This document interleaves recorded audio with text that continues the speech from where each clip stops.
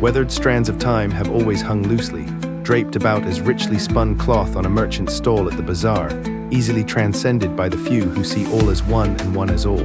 I have walked paths that led to countless tales, for eons and for brief moments, yet there is still more to record and see, there is always more. From battle and blood-ridden fields to buried libraries among ancient ruins that have wisped away as dust, there are tales and journeys that yearn to be found and told, retold and lost, reworked and eventually escalated to states of legend. An old wives' tale, song, myth, child's rhyme, scripture, effigies, and so on and so on and so on. All is one, one is all. I once stood minutes ago, or was it centuries, atop a mountain that was known as the Spine, for there a man sealed the power of the Dark One. After a time, another was born called the Dragon, whose destiny it was to determine the fate of the world. Once I followed a man known as the Savior into the desert to wage a spiritual battle against his adversary, only to see his people take his life, but a few years later. I have witnessed a young woman who, after falling from grace, grasped onto a desperate opportunity for profit, which soon led her to the creation of a fleet of starships that would save her universe from tyranny. A moment ago I found myself, as I often find myself, being pulled to a dark land ruled by an evil master. The moon's light was choked in the sky by the burning of heavily oiled fires, as I moved about the masses of wretches into an open market where some form of speculatory torture had garnered the populace's fascination. Across the plaza, I found a manuscript that instantly drew me into its workings as my hand gently pressed upon its torn and dirt-ridden pages. Sundarian 4th Eve of the Fallen Star, 2567th year of the Aquarian High King. They call it the Fishnarigal, the pull to wander. All Tithriandals, sometime around their 100th year, they just leave their home. Some return, others. Well, my Ishgal always said I was a precocious child, quick of wit but slow on rhyme or reason. I had nary broken halfway between my 7th and 8th decade of existence when I woke with a chill down my spine in the early time of the season of waning, when the light of Nikmalil recedes from a dell. I arose, slowly turning towards the open window in the boughs of my family's home, gentle wispy of cloth sliding off of my naked form, all thoughts of modesty forsworn as I tried to come to terms with my rapid heartbeat and shallow breath.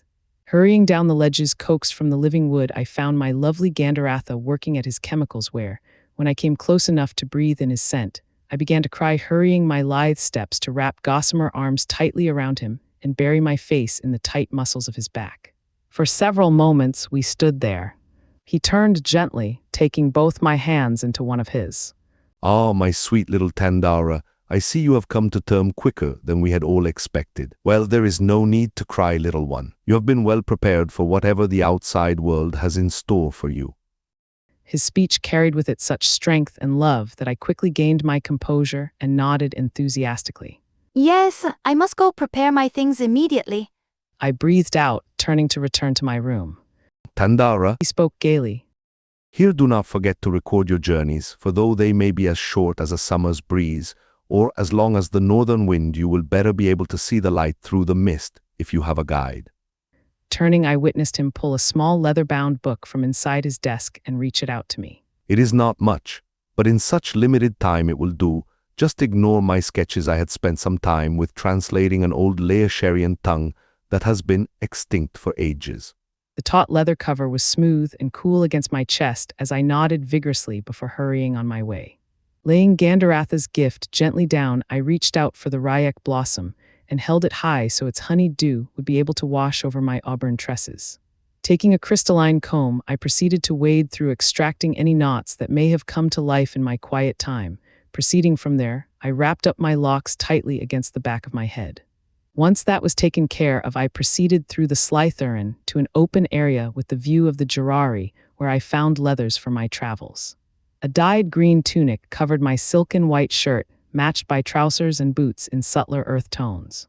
Around my neck a cloak that subtle red seemed to blend in with my own hair, topped with a hood slightly too large for my petite head, and which ended up casting a shadow over my entire countenance. 'Tis a good look, I dare say. I have heard tales that the Ladenitarer can be easily scarred by the beauty and strength of the Tithriandal. With my encasement complete, I gently plucked a diareanium from a low bough and, after crushing it in my hand, drew a series of runes upon the deck. Sitting within, I sent my yearning to the four great elements, seeking their power. First laying my very essence into the umbratic depths of the transcendent elemental planes, I embraced the striking contrasts of being drowned, burned, blasted, and crushed until my entire being was but wiped out in a still blackness. Once there, I gathered the cornerstones of creation into my center and reached deep into my very being. Twisting knots of pain enveloped myself as I tore the culmination of the binding from within my bosom, and just as the last splinter of energy burst forth, a piercing wail exploded forth from my brain, bringing me back to the peaceful quiet. The dust of the runes floated and blew away on a sudden breeze carried off into the ether.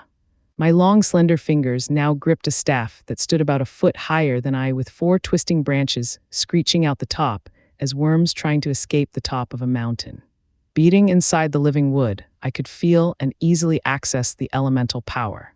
Returning to my room, I gathered the few remaining items I would need to start my journey into a small pack that I tied around my waist, and once again proceeded down the reaches of the Slytherin and past Gandaratha's now abandoned workbench and out into the Slythyarch. I had not expected to see anyone as most were about their own pursuits, preparing for the turning of the seasons from warm to cold when the Tithriandal would rest from the world. So it was to my surprise when I glimpsed a figure approaching the Slythyarch just as I had proceeded past the last boughs. Raising my hand in a traditional greeting of glad return from travels in the far reaches, I quickly noticed that this Tithriandal was from another Slythyarch. Occasionally it had been taught to me by my Ishgal, you did not return from your Fishnarigal to your old home, but as the years of the journey have affected your lusts and appetites, some are drawn too far away Slythyarson. Each one of the Tithriandal is welcome wherever they may find themselves, but there had not been such an instance in all of my short life, and such a thing was very bewitching to me. What I saw as a good omen of things to come. I knew that he was from another Slythyarch, as the tone of light that reflected from his bare skin glistened with a strange light. We, the Tithriandal of the Crispian, all share a light pinkish hue and a range of reds and oranges in our hair and eyes. This traveler glowed with a gentle hue like the grass in the early morn and had short cut hair that was as dew. If I recall correctly, he was from the Tithriandal of the Deern.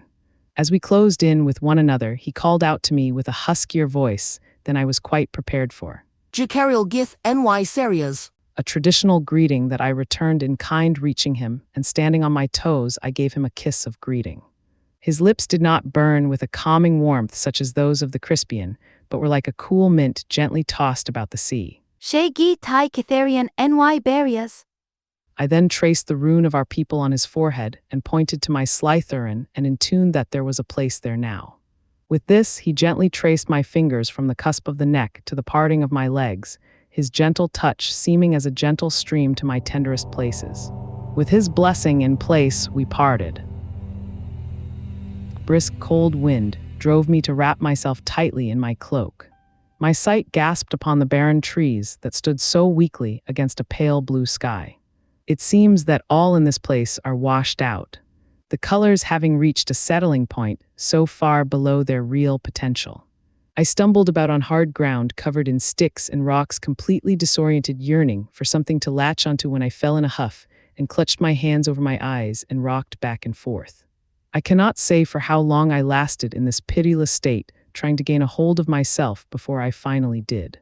It could not have been for long as, when I did eventually gain myself and took all my surroundings in, the sun sat relatively in the same space in the sky. Seeing that there was no trail about me in the densely packed wood, I simply chose a direction and made my way. As I have journeyed along, things that I took stark note of have ceased their notice, becoming simple matters of fact. The crunch of the leaves, the strange colorings, the pronouncement of stone, and lack of soft grass all struck me. I would have called this land a waste had it not been for my readings and studies. I slowly began to recall the nature of this place, how it had been cut off, how the people had abandoned their nature. I must have looked quite the fool as I stumbled about, eyes continually darting here and there, looking so intently at what these people would view as common. I laugh now to consider. Luckily, my aimless wanderings were sidelined before the setting of the sun by a loud, crashing sound, which caught my attention. Hurrying along towards this new experience, I only slowed my gait as I began to hear voices. There were 3 voices in loud announcements. The first seemed authoritative, edged with some hint of privilege, who argued with a second much deeper voice that held many accusations. The third held more repose and seemed to be gentling the other two. They babbled so that it was hard to pick out exactly where their conversation was going, but as I approached and the first two voices calmed, I was able to pick out that the three of them and a beast of some sort had stumbled into some form of trap. An animal trap, the thought of such a thing still causes me much distress. Who would need to trap another creature? My later conversations with these three, my future companions, would never lead to a satisfactory answer. Upon reaching the hole, I was able to gain sight of its inhabitants in such a manner as to remain hidden. The first voice belonged to a diminutive man who wore shiny metal all about his body and who had a blade of some type strapped to his waist. His long brown hair was pulled up and tied off, and he grew hair out of his upper lip that was long and silly-looking, almost enough to make me laugh. The second voice belonged to a stout man about my own height, but with a full belly draped in animal skins that had been treated with a dull green dye. He had some form of contraption strapped to his back half made of wood and the rest of dull metal. He had much hair which was braided and tied haphazardly, being long enough to seem to flow seamlessly into the hair growing off his chin and down over his prominent belly. Lastly, the calming presence looked older than the other two, taller, by far, and seemed to be made of flesh stretched tightly over bone. He wore a dark green robe tied with a simple cord. All his hair consisted of a rim of white that was cut short, ranging from ear to ear. The creature known as a dog caught my sight at the same time I found his. My eyes locked with his large, doughy ones, and I noticed he had floppy ears and a pronounced nose. He sat on his hind legs but quickly got to all fours, circling, once then looking back up to me. He stood taller than the first voice, about to the neck of the second, and only half as tall as the third. I fell back on my rump when the creature unexpectedly let out a most unusual sound, loud, harsh, and strikingly quick. With the pronouncement of my existence, all conversation ceased, and as I stood back up, all eyes were on me, filled with utter consternation. You did not set this trap, did you, child? Cautiously broached the first voice. Child, The other two protested. Master Kale, this is one of the Elvain. They reside deep in the forests of the world. The third voice bowed slightly in my direction as he spake. Elvain? I replied curiously. Elvain, is that what you call my people? It is a strange word. The second voice coughed. It seemed to stifle a laugh which caused me to glare down at him. Now, Master Duggan, The third voice continued. let us not offend our new friend here. Turning back towards me, he continued. My dear, is there a chance you have a rope or are able to find a branch that we may use to climb out? Rope. I repeated the term a few times, trying to remember my lessons. Noticing my confusion, the one called Kale delivered some remark that caused Duggan to stifle another laugh, and for the third man to scowl. I don't know what this rope is, but let me ask the earth for help. With that, I began to draw on the ground with my staff. Ignoring the comments coming from the hole, I finished my circle, and standing in the middle, concentrated my will deep into the magic of the area. My vision faded to a beautiful array of deep browns and greens that coalesced into a path leading to a tiny creature with a long gray beard watering some pink flowers. My lady, how can a simple Arrock be of your service? He spoke while ceasing his activity. I had approached several steps closer and squatted down, pulling back the hood of my cloak to see the simple foliage that had his full attention. Lilacs? I inquired. In a manner, here in the earthen realm, all flora has its equivalent only touched with the heartiness of the earth. It affects things you know. He had finished watering and was now facing me, the top of his blue pointed cap about my eye level. He paused for a moment to light his pipe before continuing. Now, if I may, I don't know about these fellas here. There is the feel of trouble. Mind, you know, you don't want to get yourself caught up in no mischief. But what is life without trouble? Pleasant, that's what it is, if I do say so myself. Pleasant and absent of unwanted surprises. But I can see by the look on your face that you won't be listening to reason on my end. He paused then to take a few puffs and glared at me with a soft, almost grandfatherly look. All right, then we'll have it your way. What exactly were you thinking? Stairs, in the side of the pit, so that they can walk out. 2 of them are smaller, oh, not as small as yourself, but one is about half my size, so that size, please. Aye, it is done. Now you be safe. I turned to go only to feel a tug at the hem of my cloak. Turning back, the small sprite had his hand, palm up with a cockeyed expression across his face.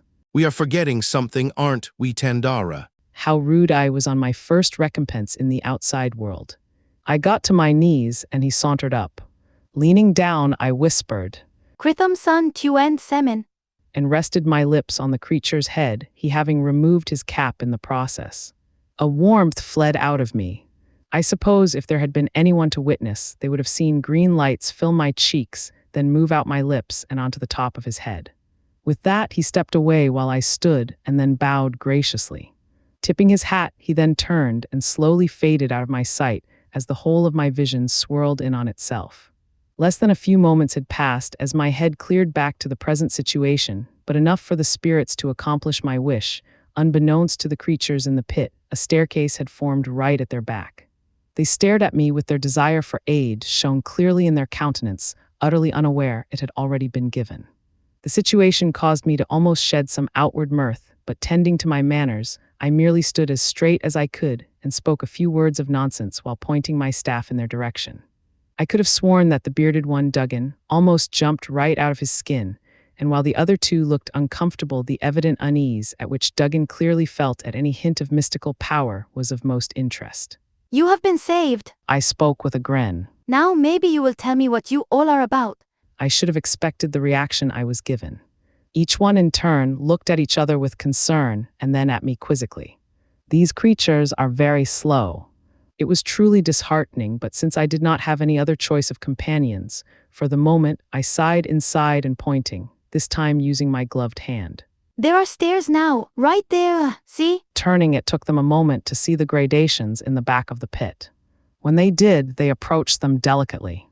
The third, older man led the way up, followed by the four-legged creature, the smallest one, Master Kale, and finally Duggan, who poked around at the stairs first, looking very uncomfortable. Fecking magic, don't trust it one bit. He mumbled agitatedly. After they were all gathered and out of the pit, we traveled for a bit in silence when the tallest man slowed to walk directly next to me. I am Senior Varick of Gelendriel's Grace. He paused on the name of his homeland for a brief few moments, seemingly waiting for some sort of response that I never gave before coughing slightly and continuing. That one with the dog is Duggan. He is a hunter, and the animal is aptly named Doggan. He paused to chuckle as I repeated the term dog under my breath, observing its wagging tail out of the corner of my eye. And lastly, our leader, I suppose, is Sir Kai Kale of the Kingdom of Memeles. Sir Kai turned upon his name being introduced and bowed graciously. I returned the gesture, which seemed to fluster him and cause the other two to chuckle. I was named Tandara Uncarthendril. I have not heard of these places that you speak of. Where is Gelendriel's Grace? Why, my dear, it is all around you. Senior Varick swept his hands about, indicating the woods were named such by these people. What he means, your grace, is that her spirit rests upon all the forest. Duggan chimed in from several paces ahead. She is the forest, if you want to think of it like that. My grace. How can a spirit be all these things? Spirits possess no more form than you or I. No, my dear. Gelendriel is the goddess of this forest. Her very essence brings it life and holds sway over everything within its borders. Surely you Elvain revere the holy mother of this forest, being you reside here. Where my people dwell is no closer to this forest than the farthest ocean. Something I had realized only a short bit ago. Nor do we revere any creature above another, seeing all things equal in their respective spheres. Surely you jest. Kai spoke, turning his head a bit and slowing his pace. A dog is clearly of more worth than a cat or a tree, and an honorable soldier much more so than a knave. But who would that soldier be honorable for if there were no knaves to protect, or be protected from? Each has their place, and we must honor all, for they ensure our own abilities and strengths. A trump, such nonsense. My mother always told me the Elvain were full of your own self-righteousness. On this, Duggan began to quicken his step, Doggan looking at me and back towards his master a few times, finally deciding to catch up to his master. You really have never heard of Gelendriel. The scriptures speak of her guiding the Elvain to create their first dwellings in the trees. This is most interesting indeed. Please, Senior, do not scare away our new companion so quickly with your proselytizations. She seems to have some unique uses and will be a great boon on our journey, I would dare say. We shall talk later. Senior Varick spoke in a whispered tone and a pat on my shoulder. The silence did not last long, as he shortly began to whistle merrily.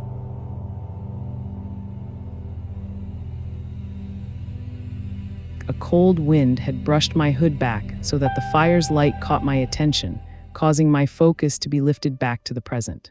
As the light began to fill my vision, I was able to track the 3 other figures that I had attached myself to. The diminutive knight Kai stood tending the fire. His portions make him seem a child distinguished as a man by his long hair, now loose waving about on the breeze, and his, what did he call it, mustache he kept neatly trimmed.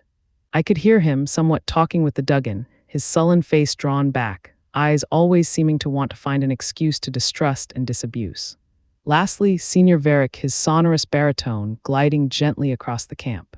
You claim to have known this forest like the back of your hand, Duggan. Maybe I should have insisted that you knew it as well as you know the bottom of a bottle of gin. Kai spoke in a strangely unaccusing tone. Well, ha ha ha, my little lord. Aren't we a bit sensitive tonight? All I was saying is that Brookville would be a good place to stock up on. Supplies. The forest is a mighty grand place, and we are running a bit low. Duggan swigged down what I would later come to find out was some swill he concocted out of juniper and rose petals. Now, Master Kale, that might not be such a bad idea, especially now that we have a 4th companion to worry about. Gaining a bit more supplies would certainly be advantageous in mapping the forest for your king. I simply do not understand how a woodsman who has spent his entire life in the forest and a priest of the forest's mighty protector could so easily cause us to travel in circles for so many days. He sighed then. This girl, Elvain, how do we know she does not have some ulterior motive? What I mean to say is, she comes upon us out of the blue ready with a solution to a problem we had just barely come across. It seems too convenient for my liking. On that, we can agree. Those Elvain are nothing but trouble with their earth magic, and their potions, and their songs. My mother always warned me that if I ever found myself near one, I was to pray for death, for whatever they did to ye it was to be far worse. Gelendriel teaches that all creatures of the forest are of importance to the balance, and she has done nothing but help us out of a hole and back to the main path. We have no reason not to trust her intentions. Besides, she is just a girl. What could she possibly know about shady dealings and concocting some elaborate ruse to ensnare us and gain our trust? It seems more like the fevered concoctions of a coward and a drunk. With that, Kai twisted whatever he was using to stoke the fire, causing sparks to fly into the night air, and turned it on Senior Varick. If it is my courage you would like to test this night, Father, then I will be more than happy to prove it in the face of your woodland gods. Calm yourself, Master Kale.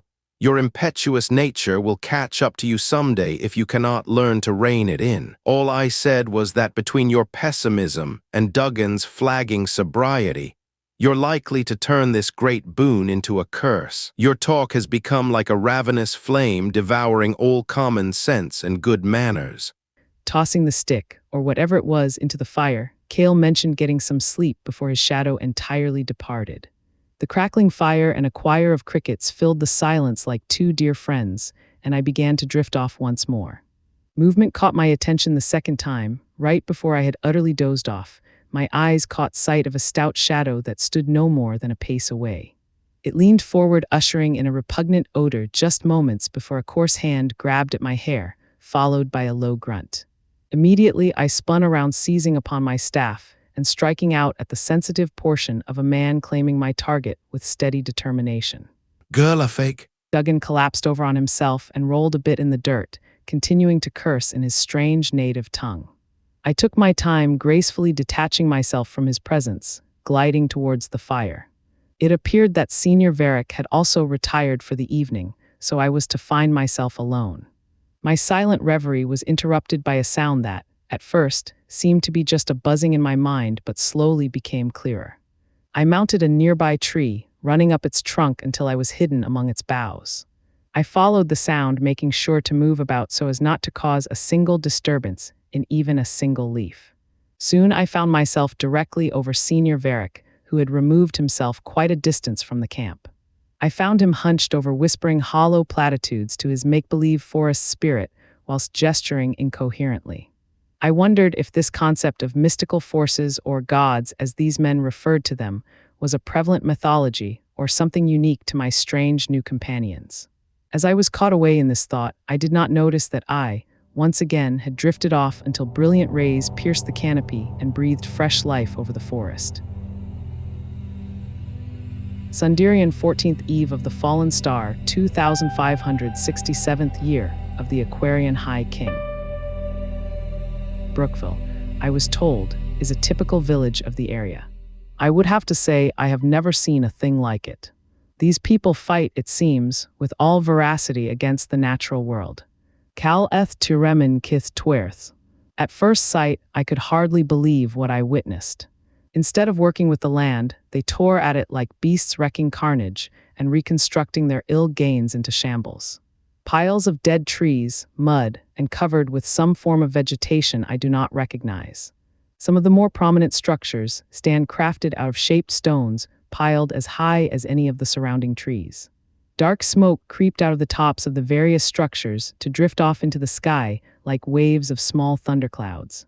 People mill about or hurry here and there aimlessly, it seems. Voicing my thoughts led to strange looks from the others. Each man with a desire and each desire with a cost.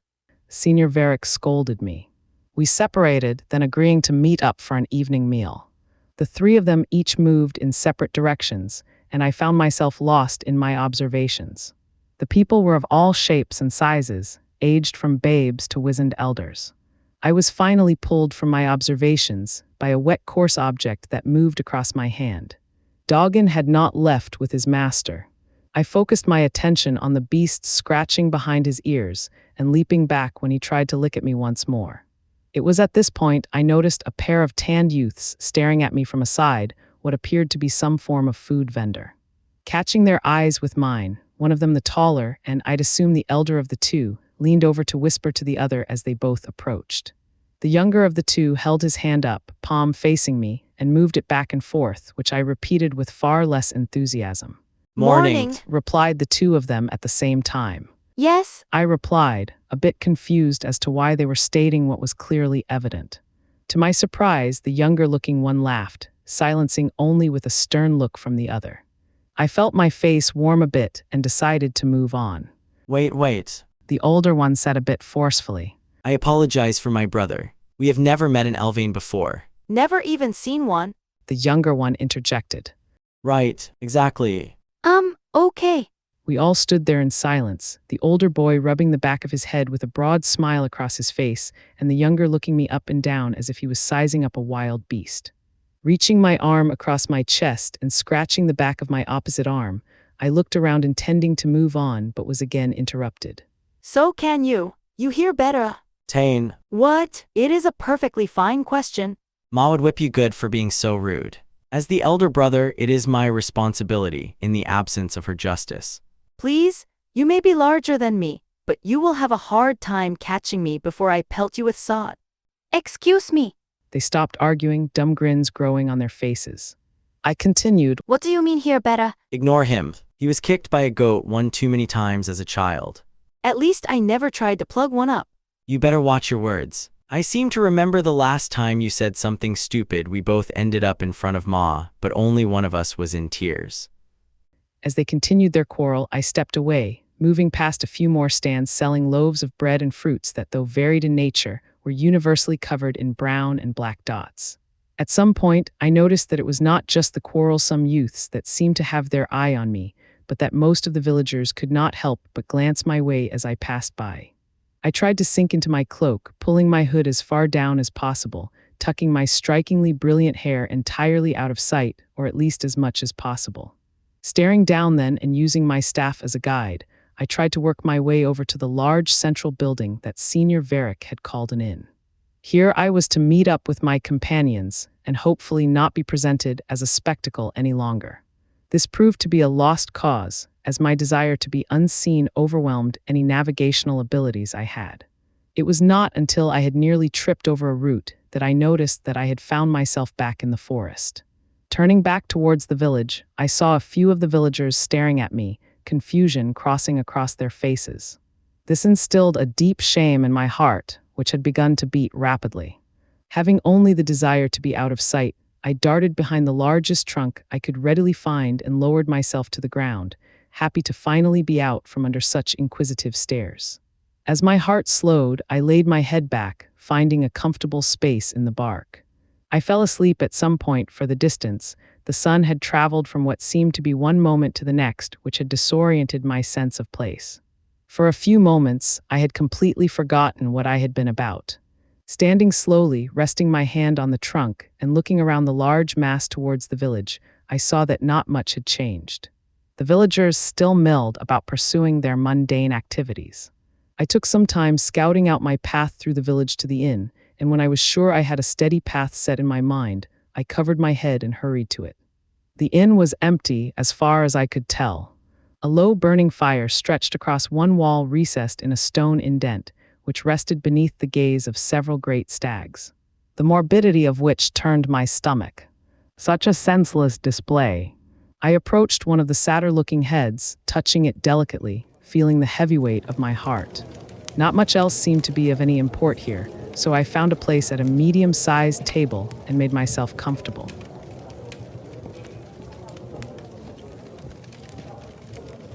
Kai was the first to arrive, that is, of my companions. I had watched the outside world from a nearby window for several hours, becoming lost in the goings and comings of the people of the village. For quite some time, this had gone on before I was approached by a timid girl with light red hair who asked me if I had wanted anything to drink. I told her no, then stopped her as she was about halfway across the room and asked if I could have some water. When she came back, I bloomed a row of hibiscus from my staff and wove it into her hair. She was so delighted that she brought a couple of younger girls with paler locks, and I did the same for them. At that point, they were exclusively attentive to my needs, to the annoyance of their mother, who had to scold them back into doing their chores. They were so very kind and sweet. It was the first time since leaving home that I actually felt happy. I watched them perform their tasks, including setting wood on the fire, sweeping and clearing the tables. At the time, I thought that all this fuss was quite silly, considering I was the only one here, but just as the sun passed the horizon and began to dip, men began to arrive. It started with a trickle, one here, one there, then as the color in the sky began to break apart and dance about as on fire, I turned and saw that the establishment had nearly filled. Shortly thereafter, Kai showed up and was directed by my admirers to where I sat. He seemed to have doffed his metal entrapments for a more sensible tunic and light breeches. He still had his hair pulled up in a knot, but not as tight as when I had first met him. Milady, Bowing slightly as he took his seat across from me, he seemed to make an extraordinary effort to smooth out his clothes and ensure a lack of dirt and grime.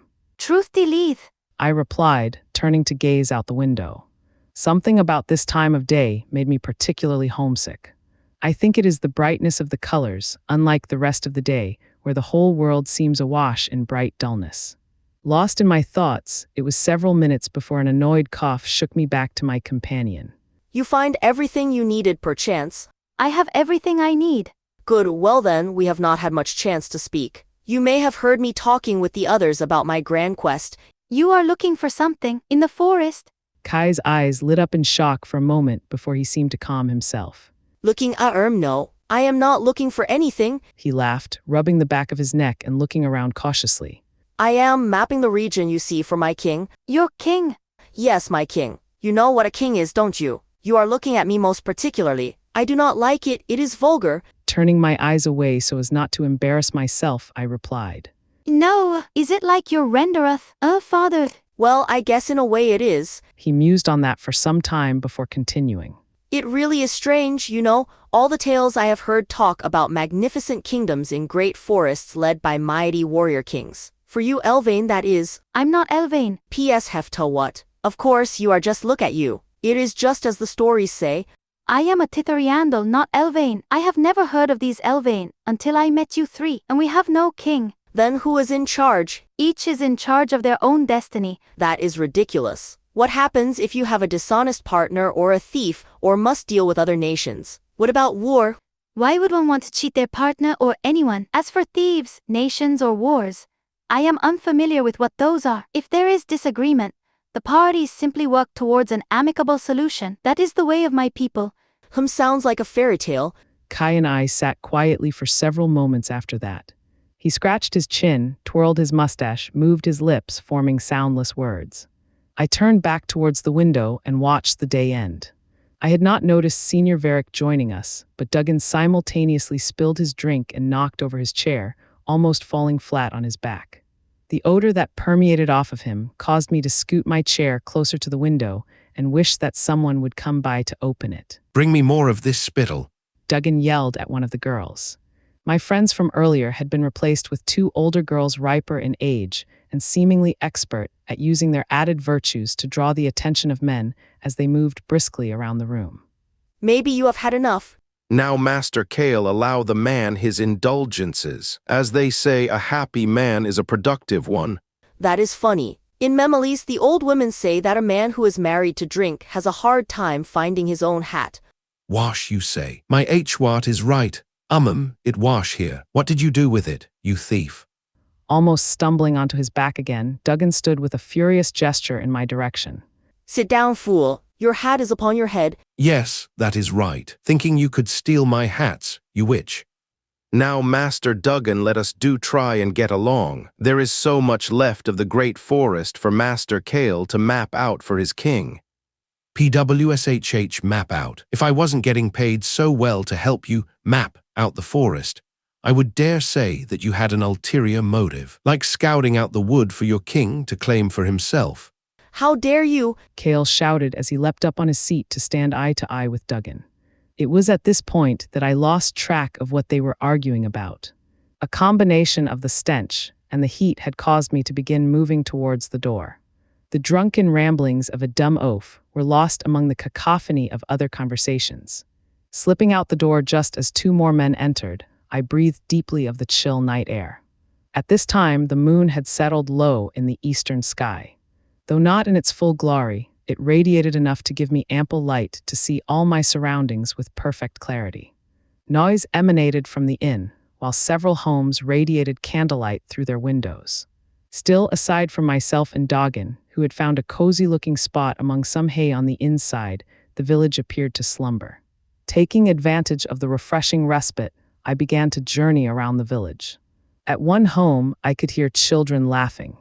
I drew myself close, climbing up onto an overturned barrel. Inside, I saw a rough-looking man, on hands and knees, bucking around the room with a child about half my size holding tight. Another child stood by clapping in delight, and a young woman nearby stirred a pot and smiled adoringly. I stood by the window for several moments in observation before moving on. Throughout the next hour or so, I spied in on several other families of non-import. Eventually, I found myself walking back in the direction of the inn when a strange squealing sound caused me to jump and slid into the shadows behind a horse cart. Looking about, I saw no one and so, slowly, moved out of my space when I heard the sound again, this time accompanied by a no. Lifting my staff, I gently padded towards the sound to intercept what I had assumed was some sort of crime, only to find a most unusual scene. Down an alleyway where little of the light of the moon graced itself, stood two individuals. The older of the two brothers who had accosted me earlier was just an inch or so off of a girl with soft features and young eyes. She stood one hand behind her back against the wall, the other pressing the boy's chest. If not for the flushed look of excitement on her face, I would have moved in right away and given the boy a hard stroke across his legs so as to provide the girl with a chance to run away. As it was, though, something about the way she looked at him and the smiles on their faces gave me pause, and instead, I decided to observe shifting so as to remain unseen. They spoke of nonsense for a bit while the boy kept moving his hand about her sides, and on her arms she laughed and pushed it gently away. This did not go on long before the boy moved the back of his hand across her cheek as if to remove something, while she sighed and removed her hand from his chest. With this invitation, he moved in closer and lowered his face down till their lips touched. At this moment, I realized that I was intruding on something a bit more intimate than I felt comfortable with, but was so drawn in by what I saw I could not turn away. I had never before experienced such a strange feeling as I did at that voyeuristic moment. My heart began to beat a bit quicker, and I felt a warmth enter into my chest and pelvis. The kiss was like nothing I had ever witnessed. It was not the gentle, familiar kiss or the warm kiss of greeting. It was so animalistic, almost as if some insatiable hunger drove the two to try and consume one another. Soon the boy began to move one hand up and down the girl's side, this time without resistance. He soon tugged the rough linen of her blouse out of her skirt and bare her pale skin to the night. His hands disappeared up her blouse, and she began to moan as they moved circularly. Breaking off the kiss, he leaned in further to begin to suck on the girl's neck or ear. It was hard to see from my angle. Either way, her moans of pleasure intensified, and she seemed to write in response. The sight caused the warmth to continue to grow as I became more and more entrapped by the sight. Bethany. A bright and loud burst only a few feet away caused us all to panic a bit, the boy immediately leaping back against the wall, and the girl hurriedly tucking in her blouse with one hand while checking her hair with the other. I slammed against the wall and bit back a cry as the warmth was replaced with a throbbing at the back of my head. Coming mother. Cried the girl as she reached down to pick something up and hurried out of the alley, only a step in front of me. They exchanged some more words and moved away. Once they were out of sight, I began to slide out of my spot when I heard the boy, who I had forgotten, begin to whistle some country tune and move out. Standing as still as I could, I observed him glance out from behind the building, and when satisfied with what he saw, headed in a slightly different direction from the girl and her mother. As soon as he was out of sight, I hurried out and back towards the inn, having had enough excitement for the evening. Doggin lifted his head slightly as I approached, so I knelt down to scratch behind his ears. As I stood, I heard a strangely haunting sound coming from the open window of the inn. I climbed up a nearby crate, rubbed the outside of a window clean, and peered in. All heads were turned towards a lone man near the hearth. A brightly colored tunic, filled with fiery reds and crystal blues, coursed his chest with matching trousers and shoes, continuing the flow to the ground. Sitting on a high stool, he plucked away on a stringed instrument and began to sing.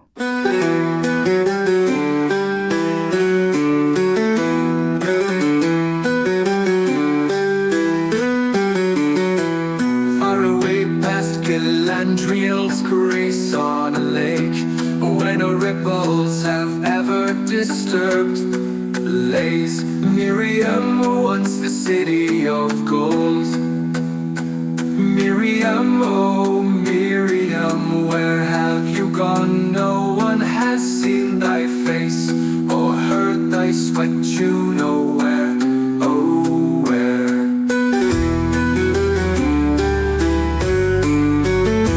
Was the lords of this place gathered the finest of the treasures of the world to be seen, to be spent on great palaces and great halls? Miriam, oh Miriam, where have you gone? No one has seen thy face or heard thy sweat tune nowhere. Oh, where?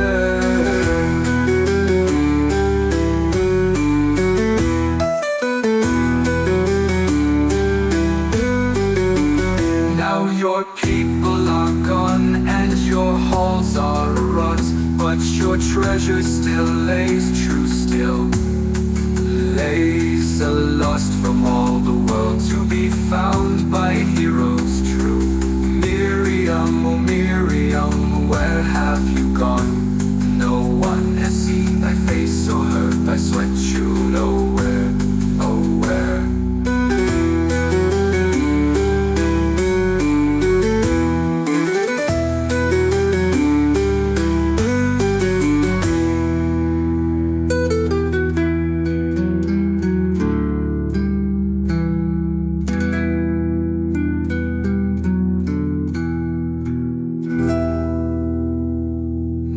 Your people are gone, and your halls are a rot, but your treasure still lays true, still lays lost from all the world to be found by heroes true. Miriam, oh Miriam, where have you gone? No one has seen thy face or heard thy sweat tune nowhere.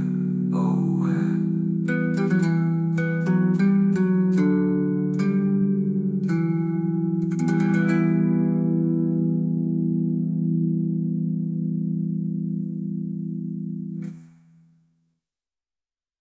With his conclusion, a slow build to resounding applause was dealt, and the man stood and bowed with a grand flourish. He then sat back down and riffed off a song that caused many of the villagers to sing very poorly along. Returning to Doggon, I busied myself scratching his head and back waiting for the inn's patronage to thin. As I approached the table with my companions, I noticed that Duggan was missing. Though neither seemed to be eating, drinking, or conversing, Kai and Senior Varric both remained seemingly deep in thought. Taking my seat caused a bit of a reaction from Senior Varric. Oh, why, hello, my dear. We had thought you had retired to your room. My room? Why, yes, your room. Master Kale here has been generous enough to supply us with rooms for the night. Yours is on the first floor here back by the kitchens. One of the girls can show you, I am sure. If you did not go to your room, then, if I may ask, where have you been? Oh, I'm just out. Replied, nervously thinking back on the things I had seen, especially the young couple in the alley. Just with Doggon. Oh my, that is interesting. Duggan made no mention of you when he went to make sure Doggon was fed. Were you there? Enough of this idle chit-chat. Kai interrupted. What of this city, Miriam? The one in the song? Yes, of course. Is it real? Where is it? His face Pinched a bit, and he leaned forward. I don't know. I see no reason it shouldn't be. I mean, if there is a song about it, why should it not exist? Kale looked at Senior Varric accusingly before responding. You say you have lived here your whole life, and yet you know surprisingly little about anything to do with this forest. The first time I stepped foot in this forest was the day I met all of you. His face reddened at this, and he seemed almost on the verge of an outburst as I continued. Why don't we just ask him? 4 eyes followed my finger as I pointed towards the singer. He is the one who tells the tale. Surely he will know of its origin. Yes, that is quite a good idea. See, Master Kale, I told you it was going to be beneficial to bring her along. The Elvain with their long lives are full of knowledge and wisdom that we shorter-lived races can only imagine. She is not Elvain. As he cheekily retorted, Kai stood and turned towards the singer, who by this time seemed to be packing up. I am sorry, my dear, he means no offense. He is just tired from the long time we have spent in the woods. What he needs, what we all need, is just a bath and a good night's rest. He is right. I am not Elvain. Senior Varric had stood, and so did I, handing him that statement as I passed by him to follow Kai to the hearth. At this point, the inn had nearly emptied, just leaving the 3 of us, the singer and a few men who seemed too far gone to be going anywhere tonight. As we got closer, the singer spoke, not turning or ceasing his packing. No need for thanks, fine citizen. You can show any appreciation you have by placing a few coppers in that hat over there. Where is Miriam? What? Miriam, where is it? I am sorry, my diminutive friend. I still am not understanding your meaning. At this, Senior Varric coughed to get Kai's attention and nodded his head towards the hat that the singer had previously motioned towards. Grumbling, Kai took out a few coins and dropped them into the hat, causing a clinging sound that had the singer bowing graciously. The singer's tone followed his movements in gaining a renewed respect for Master Kale. My fine master, how may I be of service to you? You mentioned Miriam. Ah yes, the fabled city of gold. Well, you would not be the first to be seeking its great wealth, but let me assure you I can give something that many another has not had. You know of its location, then? Senior Varric chimed in as he approached. Ah well no, but be not discouraged. I know of a man who has been there, yes. Now, if only I could remember exactly where he lived these days. With that, he not so subtly nudged his hat with his foot. Kai looked up at Senior Varric, who nodded saintlyly and then placed a few more coins into the hat. After eyeing the amount, the singer continued. Oh yes, now I remember old Greg. He is the one who taught me the song. Kind of a hermit he is, lives about a 2 days' journey. Just follow the brook until it joins with a river, and follow that until you reach his cottage. Fairly striking sitting perched up there right next to the river after some small waterfalls, so you know if you have gone too far. So, this old Greg, he knows of this great city? Claims he has seen it for himself, and then sang it for me. Quite haunting, if you ask me, but it makes a good break from drunken jigs. You know, breaks up the collection, gives it all some diversity. Don't you think? I liked it. You have a pleasant voice. Ah, what have we here? An Elvain. Why, I have not ever seen one quite as lovely as you. With this, he made quite the spectacle of bowing to me and reaching out to take my hand.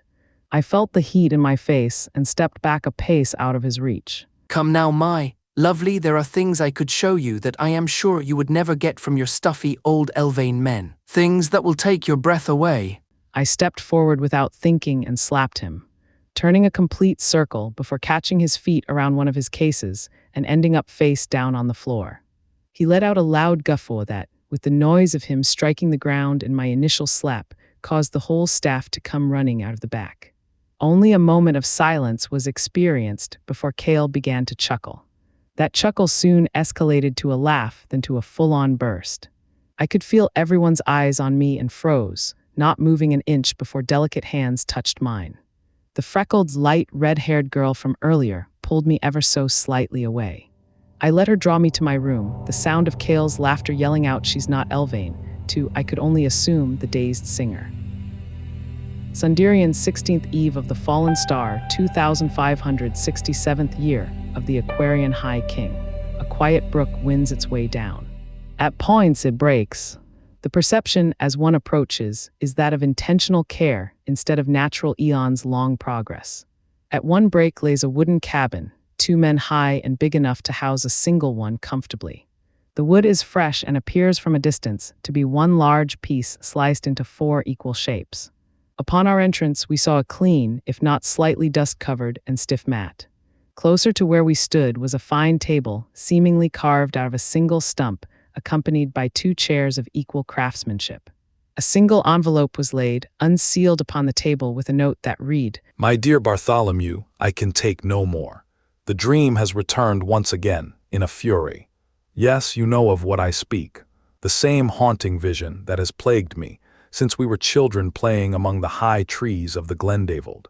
It has always begun as if I had woken in my home, but with the mist settled upon my senses. I stand and move haltingly to my front door. A soft green light blinks in and out far to the north. I follow it as I always have. This is where, as of late, the dream has differed. In the past, I would wake with a stirring headache and cold sweats.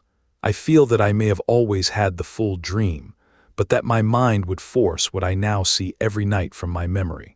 As I approach the light, I feel an invisible pull accelerating my pace. It feels like I am climbing into the air to be flung forward towards my destination. The sprawling metropolis, full of fires and festively garbed revelers bustling about in hedonistic flair.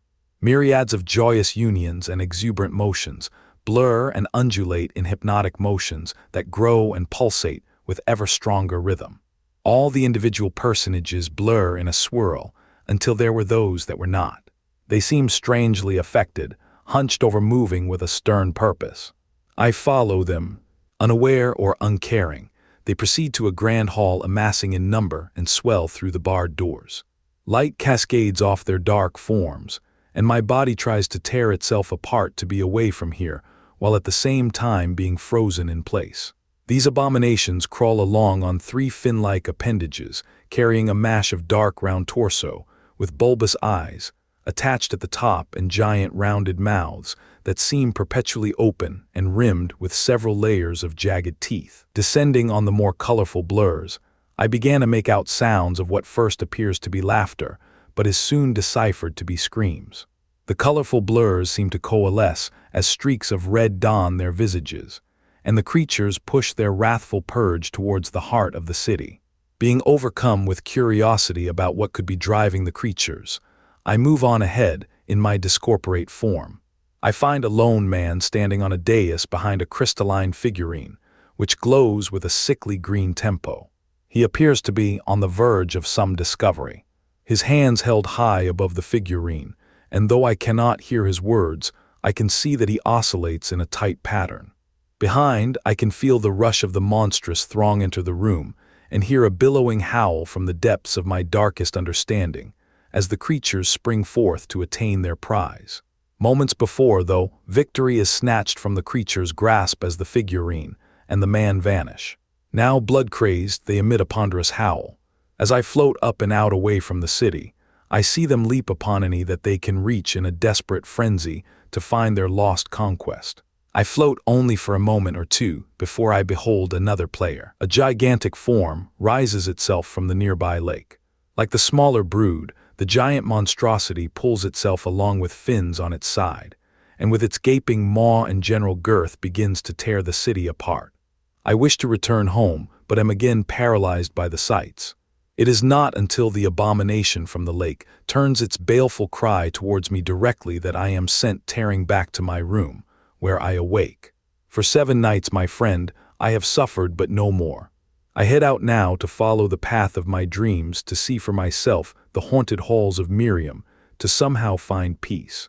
If you arrive here and find me gone, please do not follow, for I am already gone, lost to madness or some other horror brought to life by the feverish mad gods. My love will always be with you, my brother, hopefully. You will never find this letter. Matthias. A quick list of directions was also scrawled out in another's hand. My companions seemed most curious about this city, and after a brief discussion, decided that it would be our next stop. A Baystime 12th eve of the dead king, 2567th year of the Aquarian High King. Tensions had been running high among the group since a failed attempt to find the city, Miriam, spoken of by the hermit. We had spent days following the path that had been outlined, only to find ourselves cut off by a deep ravine that stretched out past sight in both directions and which impeded access, not to a lake or city or even more forest, but to a barren plain. Dots of foliage broke the flat rocky ground as it swept outwards. An occasional bird could be seen circling high in the sky in the distance. We had set camp at that point to evaluate our supplies and decide on the next move. We must return to Brookville. Our supplies are nearly gone, and Sweeping his arm out at the waist, Senior Varick continued, we have trod, I am afraid, nowhere near our goal. Spitting off the edge, Kai responded with a nod and a tightly pinched face. He walked back and forth, mumbling to himself for several minutes. Duggan seemed less upset by the circumstances as he sat on a burned-out stump nursing a flask and scratching the back of Doggin's ears. I had little to offer, so stunned I was by the utter lack of life. I stared mostly in a haze, clutching my staff tightly in both hands, my arms wrapped around its firm hardwood. Eventually, Kai followed a fettering Senior Varick to the camp. The wind seemed to pick up for a moment, blowing my hood back and causing a few loose hairs to float across my face, tickling my nose. I reached up to brush them back, and as my hand cleared my eyes, I found large, bulbous eyes staring up at me. The creature's head reached up above my knees. The bulbous eyes contained scaly lids that circled into dotted black pupils. A full mouth with no lips cut its diamond-shaped head in half. Its long fingers tapped silently against each other in front of its belly. Its long tongue seemed to flicker in and out of its mouth randomly as it spoke. So what have you brought me, young one? It nodded past me towards my companions.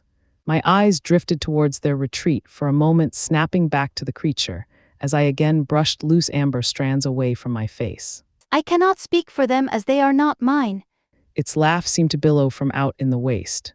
The sides of its mouth moved in such a fashion that caused its small head to take on a wholly unimaginable form. Darkness seemed to twist and wrap around it like a coiled serpent. I know what your friends seek. Come, leave them to me. They will be better off. There is a reason you are unable to find that city. There are darker things in the world than hungry spirits. As it spoke, I reached into the staff and called upon the blistering wind. She appeared sweeping in upon the breeze, no larger than my advisory, with golden hair that swirled erratically as if the breeze blew in all directions. She landed between the creature and me. Her golden eyes seemed to push away the darkness. The dark thing hissed, stepping back while going to all fours. It lashed out with its tongue.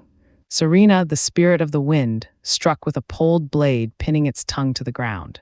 A howl carried from the waist which stirred the air.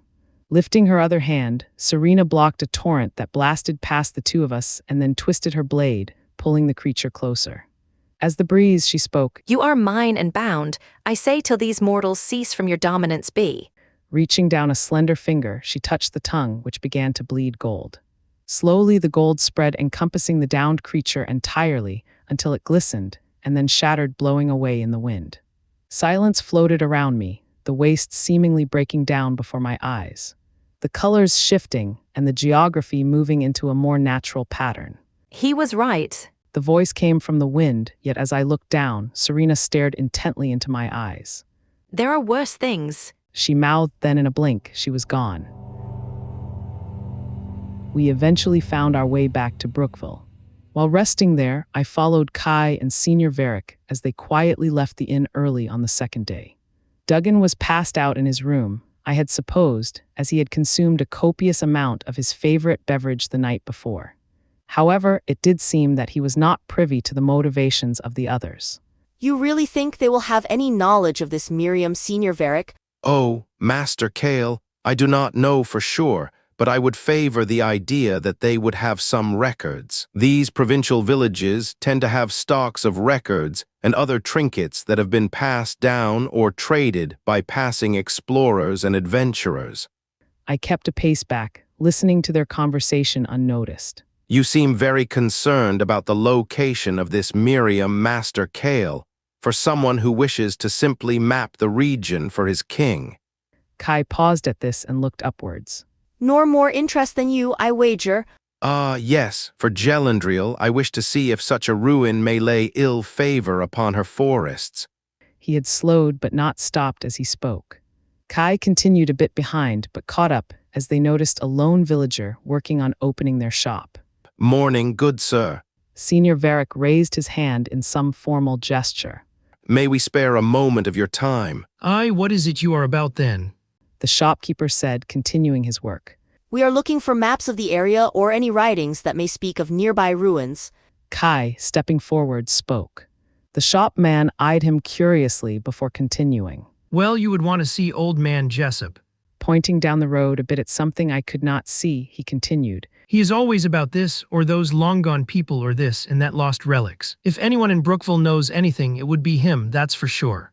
Well, thank you for your time, my friend. Senior Varric spoke as he bowed deeply. The shopman looked at him strangely and nodded back himself. Aye. With that, they proceeded down the road. I hesitated to follow as I noticed the man staring off at Kai and Senior Varric. He had utterly ceased the activities involved in opening his shop and just stood there transfixed. I slid around the corner of his shop to not be noticed and glanced out at him once again. His mouth moved and there appeared to be some sort of haze, like the area around a blistering fire. Then it was gone. The man seemed to stumble forward and cough before looking around wide-eyed. He shook his head back and forth while scratching his neck and wandered off. Waiting for several moments hoping to catch the strange distortion, I noticed that I had lost sight of my companions. Forgetting the incident, I sped myself out in the direction in which they were last headed. They were nowhere about. Villagers were starting to wake up and move out of their homes, so I resorted to awaiting their return at the inn. Several hours passed by, in which I amused myself playing with the innkeeper's girls and observing the matron preparing meals in the kitchen. I felt like I was getting in the way, but she was very kind and kept trying to explain things to me about all the involved processes. When she asked me about my own mother's cooking, I told her that we ate from the trees and the bushes, that they provided a plentiful bounty, and that there was no need for all this preparation or fire. She laughed, and I do not think she took me too seriously. Eventually, I noticed Kai entering the inn alone. He seemed to have a slightly puzzled look on his face. He sat near Duggan, ordered a drink, and began to discuss something that seemed to upset the stout forester, who proceeded to pound his fist on the table before getting up to leave. Shortly after that, Senior Varric entered, picked some food, and headed to his room. I spent the rest of the day with the innkeeper and her daughters, cleaning up late into the evening after the final patrons had left. It was at this late hour, after even the innkeeper had gone to her room, that I heard voices coming from upstairs. One room still had light etching out from beneath the door, so I approached and listening closely heard Senior Varric's deep baritone. Indeed, we have acquired a map. No, I do not think there will be any problem. They do not suspect a thing. Yes. The girl, yes, she does seem to be an unstable entity, but she may have her uses. Kale may be an issue. We had a disagreement earlier. He is asking a lot of questions, but I think I have been able to get him off track. At this point, there was a loud thump down the hall and Senior Varric quit talking. I hurried away and slipped down the stairs and out of sight just as his door began to open.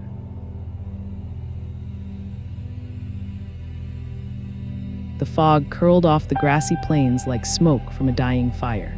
It took a life of its own as it danced around in the air, obscuring our vision further out than a few paces. Rocks began to appear in higher numbers as we continued forward, causing us to have to slow our course. The field that had opened up suddenly as the forest ended stretched on in an unnaturally straight line. There had been no route or road, just a sudden quiet certainty that we were approaching our quarry. The further we traveled, the more it seemed as if my companions held their breaths in some form of abasement to a reverential force. I only felt sick. It did not last long, but as the others continued at a steady pace, I began to lag behind. At first, I just felt tired, then my head began to swim, and I felt my sense of up and down start to shift. The others did not seem to notice, or if they had, did not show care. Soon enough, we came to more extensive stonework, which made it clear that the rocks we had been trespassing through were merely the outer region of this once great city. White stone polished to a sheen seemed to be the standard material of construction. It was seen, though, that time and catastrophe had taken its toll. Chunks of the stone were scattered everywhere, seemingly torn by some great beast or terrible contraption and flung out. This must have occurred ages ago. I heard one of my companions speaking to the others up ahead. There are no bones or organic remains to be seen. Look. One of the other voices spoke, I think Varric. That one seems intact. We should investigate. I did the best I could to still my being and hurried to catch up before they were lost to me in the fog. What they had found was indeed an actual structure, though to say that it was intact was far too kind. Its broken walls were wrapped in a circular form. What was left of the roof slanted upwards for about an arm's length before having collapsed inward. We found a large enough hole for all of us to squeeze into. Upon entering, we received no further evidence that any living beings had ever lived here. Would you look at this? Duggan gleefully called from one end of the oval structure. The rest of us moved to see what had so excited the man. Kneeling over a stone chest, the cover of which had been smashed, he held up several glittering metallic discs. The discs shined with a dull yellow, white, and sparkling gray. Reaching in, Duggan laughed like I had seen the innkeeper's children do when they received some honeyed bread after their supper. Well, it looks like mapping the realm has finally paid off, Master Kale? Duggan said the last part with sly sarcasm.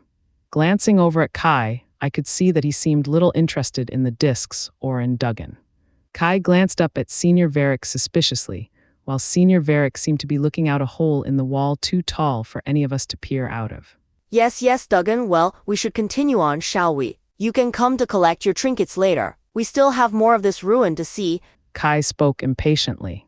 Trinkets? Duggan spoke, clearly not believing what he had heard. Can you not see what we have here is worth at least 10 times what you have paid me over the last few months? Why would I go anywhere else? You still have a job to do, don't you? And besides, how do you expect to carry all that out by yourself? Not including the chest, it must weigh double what you could carry, and that is if you forego food and water. Duggan turned to look Kai directly in the eye, chest out, tight-lipped and breathing shallowly through his nose. Placing one hand absently on the hilt of his blade, Kai matched Duggan's temperament and leaned in, going to his tiptoes to try and match Duggan's height. I stepped back to avoid what I was sure was going to be an inevitable confrontation. Slipping slightly off a slick piece of what used to be the roof caused me to lose my grip on my staff. The clattering sound of the staff drew all eyes. After having looked down at my interruption, Senior Varric caught a glimpse of the two others as they quickly turned back to their posturing. He glanced out over the wall, then shook his head, turned back, and approached them. Good fellow Duggan, I feel like I must agree with Master Kale. There are simply too many coins for you to gather on your own to make an excursion back truly worth it. I would say that we have just scratched the surface of the treasure that lies here. I would guarantee that there are more transportable gemstones that you could use to finance a return trip. Don't you think that would be the most sensible solution? Gemstones. As he spoke, Duggan's eyes lit up and he turned away from Kai, whose unchanging gaze continued to stare him down. Why, I think that would be the most sensible thing, Senior. Taking off his hat and bowing, Duggan continued, Lead the way. Senior Varric bowed slightly and led Duggan out. Kai pushed past me right as I finally had stood and retrieved my staff, seemingly trying to blow off some steam from whatever had just occurred. I ignored the slight even as I felt a piercing stab in between my eyes, which forced me to squeeze my eyes shut. As I opened them, I saw a bulbous-eyed head with a large mouth filled with rows of razor-sharp teeth leaping through the air at me. I screamed, striking out at the creature moments before it would engulf my entire head, only to feel nothing. I stood shakily, my staff down at my side, clutched in both hands, my breath ragged, my heart pounding, but ultimately alone. I heard movement behind me and turned quickly, raising my staff once more, but saw nothing. You coming, girl? We have no time to wait for your idle fancies. Kai was calling, so I quickly moved towards his voice until I found the others. As it was already late in the day when we first came upon the ruins, we did not search for long. Finding a small hall that was relatively undamaged, we set camp and went to sleep. A base-time 13th eve of the dead king, 2567th year of the Aquarian High King. I had awakened a bit earlier than the others with the first light. Well, it was more of a dissipating of darkness. The fog still washed gray haze through everything as if we existed in a cloud. I had undone my hair before laying down to see if mayhaps my braid had been a bit tight. It still rolled down my back, creating waves of auburn as I moved barefoot out of our camp. I found behind a shattered wall some stairs leading upwards through the fog. Out of curiosity, I slowly worked my way up several flights, clearing at least 3 levels before catching the first rays of sunlight through a slit in the far wall. The room was more angled than others we had investigated, and not very large. It still contained a large wooden table, though it was smashed down the middle. There were also several large chairs, with bits of rotted cloth on the seats and back. I ran my hands along the fabric, which crumpled at my touch. About mid-room was a large torn canvas with a white-headed man standing amidst 2 eloquent canines. His features were bold without being menacing, and his eyes contained a hint of pride. His hand rested on a sturdy-looking bow that was strung tight. The room behind the man seemed somewhat similar to the place I occupied, but with a roaring hearth. About half of a metal plate was left attached to what was left of the frame.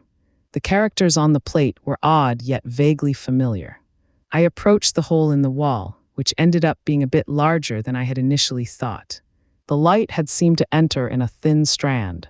As I approached, I could see that was because there were several large structures about the place. The sunlight was partially hidden by one. Miriam stretched out among the fog as far as I could see. I counted 12 towers, including the one I was standing in, stretching out of the mist like a castle in the clouds. Several other rounded structures also reached out, but just barely piercing the haze here and there. The towers seemed placed to form some unfamiliar shape, perhaps to facilitate some divine purpose. My attention was totally riveted out at the once grand city. I failed to notice the creature that approached me from the rear until I felt the heat of its tongue across the back of my palm. Reeling back, my hand slipped out the window, and it took a concerted effort to stop myself from tumbling out. My heart pounded a fury as I turned, both arms poised to lash out at whatever foul beast had been conjured there, only to see Doggin looking at me, tongue dangling from his mouth. Doggin, having some inherent sense to my tumultuous emotions, walked his way over and again licked at my hand. I scratched the hound behind his ears and petted back the ragged hair on his head and back as I took one more glance out at Miriam. He followed me for time as I searched about the other floors. There are 8, the top floor being sealed to me with a sturdy wooden door and a firm, unbroken metal lock. It seemed very strange that, with so much destruction, this one door would remain so plainly left alone. This was a pattern that I repeatedly saw throughout the day as we searched among the ruins. Here and there, with no discernible pattern, would be areas with relatively little destruction. After giving up on the door, Doggin and I headed back. Since the others were still sleeping, I proceeded to toss a stick around, which seemed to appease Doggin. He scurried to gain it back to me, then would move to fight me for possession of it. I had seen this game being played in Brookville by some of the children, so I decided to try it myself. When the others finally began to stir, I gave the stick a great last toss and hurried to my nook. Once there, I donned my cloak, gloves, and boots before brushing back my hair. As I finished, I absently reached for my staff. As my fingers touched the magical wood, stinging pain like 1,000 needles etched up my hand and arm, which caused sickness to swell up from my stomach. My vision began to go black before a nightmare took control of my senses. I had seen fires out through the entrance to the building where we had camped, and people were running, being chased by monstrous four-legged creatures with bulbous eyes and rows of sharp teeth. My vision then swirled, leaving me dizzy. I slid to my knees, vomiting onto the broken ground. When I gained my senses, Doggin was already upon my vomit, lapping away, the sight of which caused me to feel uneasy again. I turned away, taking my staff to help me stand, and wiped what particles were left with the back of my glove. Moving away from the spot, I entered the central area of the building. There I found Duggan nudging Senior Varric with his foot as Kai collected his things and reattached his breastplate and scabbard. Neither seemed to notice me. I slowed and took a seat on a stone bench nearby, taking out a piece of hard bread to calm my stomach. Come on, you old lanky bastard. I was promised gemstones and riches, so it is time to wake up and find them. Duggan seemed in better spirits than he had in a while and was dressed to go, hat on head, quiver tied tight and bowstrung. Senior Varric moaned sleepily and turned, rubbing his eyes. Come now, Duggan, let the priest alone. You would care not to arouse his goddess's ire. Kai spoke somewhat sarcastically. Help me with my armor and he will be along soon enough. Aye, and what about that? He cut himself off as our eyes met. Oh, well, there you are. Good. He coughed. Well, good. Saved me the trouble of trying to wake you up. He looked away from my gaze, a slight blush coming to his cheeks. Kai had turned towards me also when Duggan had announced my presence, and he seemed equally maligned. My lady. He had not spoken to me in such a reverent tone in weeks. Have you just arrived? Yes, only a moment ago. Why? Is something wrong? I was baffled at this point. The two of them did not help as they looked at each other for a moment before they both assured me nothing was amiss and that I should help poor old Senior Varric so that we could leave soon. I did, and we exited the temporary refuge.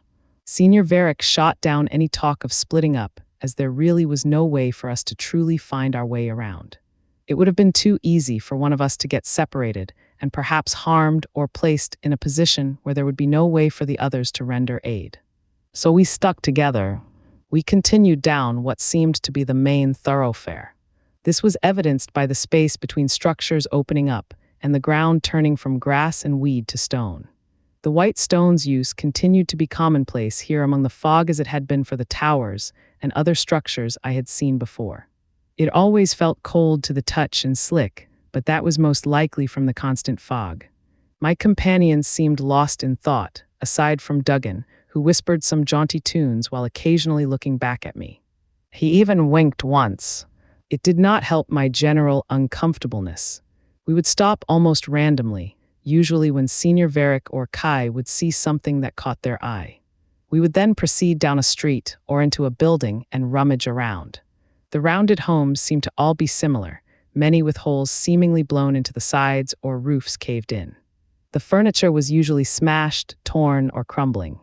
Still, there was always quite a bit of it scattered about and ever a painting or two. Sometimes even a statue out front or in one of the side rooms. The pictures were all on canvas with what seemed to be an oil-based cream. The damp fog appeared unable to affect the striking colors and lines.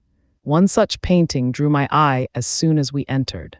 It contained a group of men surrounding a beautiful maiden, a beautiful Thyeriandal maiden.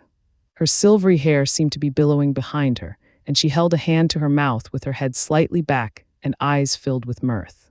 Her other hand was placed behind her as she sat at a fountain. I reached up under my hood and felt my long pointed ears and then traced the maiden's. The plate on the bottom of the frame was written in that peculiar script, but also in Illyrian. Mysterious Beauty by the Fountain. I scrawled down the text along with the translation for later study. This was not to be the last time I saw my language so recorded. Throughout the day, I collected several sheets of translation enough, I feel, so that I will be able to begin to teach myself at least the alphabet and several words, if not a rudimentary understanding of the language as a whole. Something was haunting about the heavy use of my people's language among the ruins. To not seek out an understanding felt like a betrayal. I decided to share my discovery with the others once we had settled down for the evening. Senior Varric and Kai still seemed to contain a sort of pensive excitement. At the same time, Duggan was overjoyed, having found several more caches along with a handful of gemstones, of which he called the largest I have ever seen, though to me they seemed quite small if not pretty. He also seemed utterly uninterested in my discovery. The other two, though, became instantly excited, praising themselves on the decision of bringing me along, such a fine addition in both temperament and beauty. I blushed a bit at their compliments. Upon reflection here, it is an oddity that their interest in my people changed so suddenly. I know I smiled bashfully, which caused one of those looks from Duggan that made me uncomfortable. Embarrassed by my reaction, I retreated to my own spot to begin learning this new language. I became enthralled and worked much after the others had gone to sleep, staying up almost until the candle had melted all away. I stopped to write this entry and will now retire to bed. My heart races with the excitement of the unknown. It feels similar to the time I saw that boy and girl in Brookville. Strange but exciting. Ah, but the light flickers. I must be done. A Basetime 15th Eve of the Dead King, 2567th year of the Aquarian High King.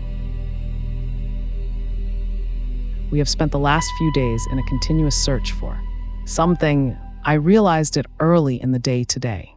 That something is not a cache of treasure or gems. That is what Duggan is in search of, but the others are not interested in such things.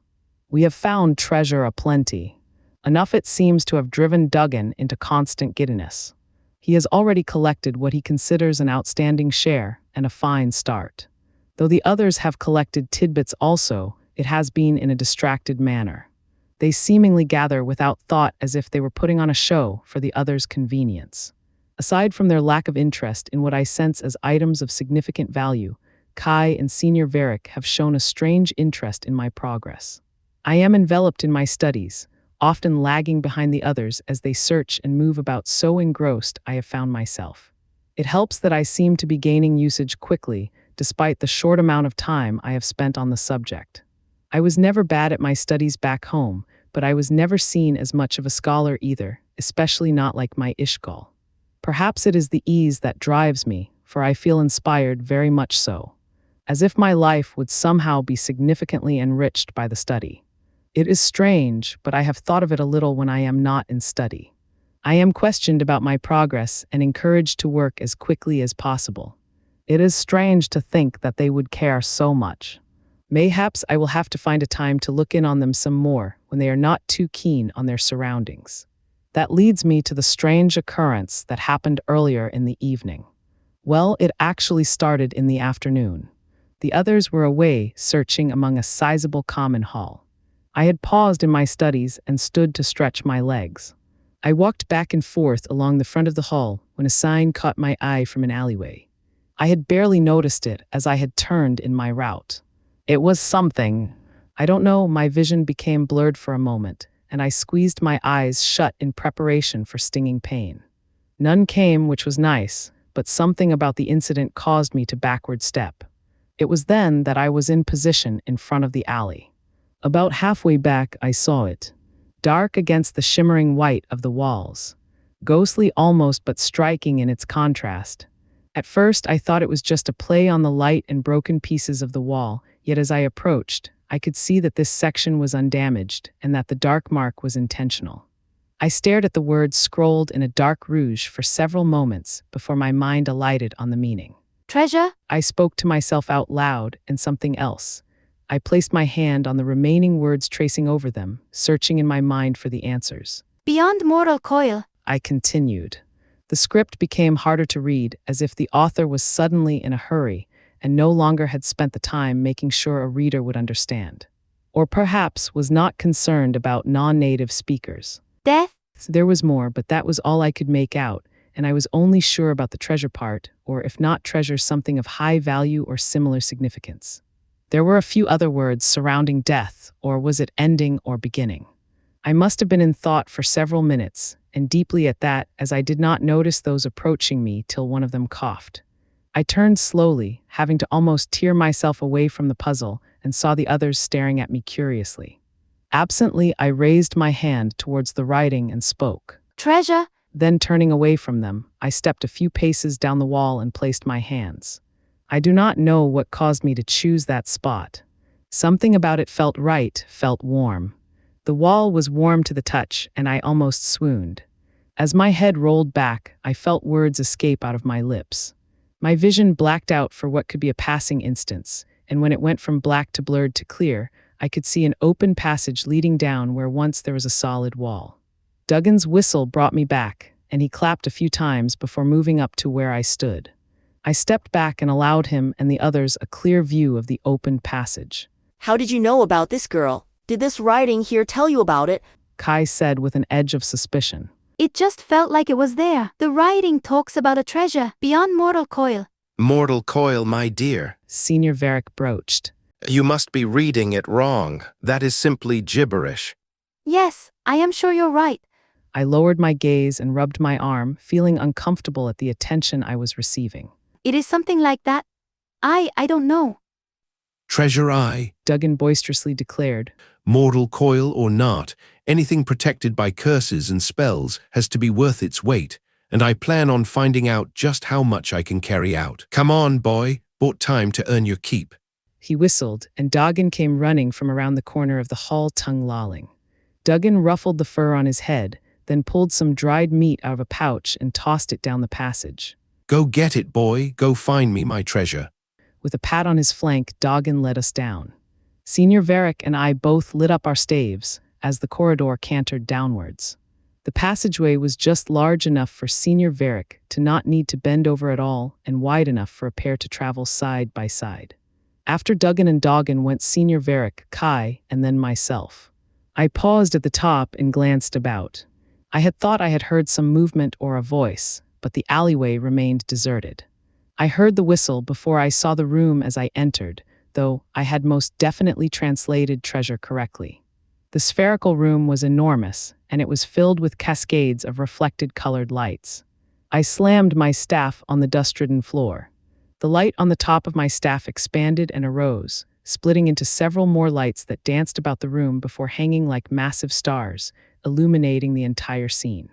Hundreds of statuettes were scattered about the area in a myriad of colors. I gathered from the way Duggan hopped excitedly about from one to another that the materials were of some significant value. He would go to one and rub it tenderly, looking back at the rest of us while making strange sounds. Doggan followed suit, bouncing here and there and barking whenever his master would make a sound. The two of them were in some contrast to the other two, who moved about solemnly, picking through broken pieces of turned over statuettes, seemingly looking for something in particular. When they noticed the other doing the same, their moods seemed to change. They tried to hide their search while keeping a sidelong glare at the other. I picked my way through the colorful rubble. I noticed that for the first time since arriving in Miriam that my general unease was gone. Looking around the room, I tried to find anything that might be shielding the room from the outer effects. Doing so almost caused me to stumble over an unusually large piece of a statuette. After catching myself with a little run that ended with my hands pressed up upon a dark green statuette. The four-legged beast had a long wicked tail, an extended canine snout, and what looked like a thick mane. I rubbed my hand across its jaw and felt a strange coolness to the stone. As with the city walls, the workmanship was excellent, smooth, seemingly chiseled out of one large piece of stone. I stepped over to another beautiful piece. This statuette was one of a brilliant red in the shape of a large raptor.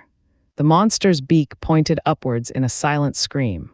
Its massive wings spread out to either side and lifted, crying out to the heavens. There were also humanoids in various acts. One in particular caught my attention. I had found a glimpse of the dark blue figure earlier, but as I had gotten closer, I had noticed that its features were less like the others and more like my own. As I approached, I was a little taken back to see that the figure was seemingly modeled after the same maid from the painting. Her long hair flowed around her and about her dress. The dress was the same, or so it seemed. Her features displayed trueness of form that was mesmerizing. If I had spoken perchance, she would have responded. I glanced back at some of the beasts and at their level of detail. Reaching up, I ran my hand along her cheeks and down her front, feeling every curve and twist.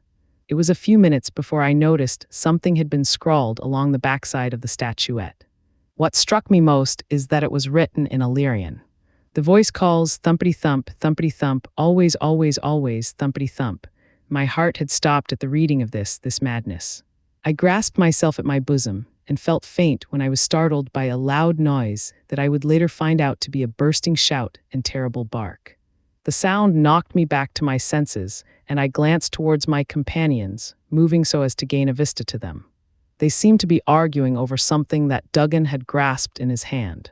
I could not make it out, so I worked my way toward them. I found it, therefore it is mine. Duggan's raised voice had finally reached me. You said I could have whatever I wanted, and I want this.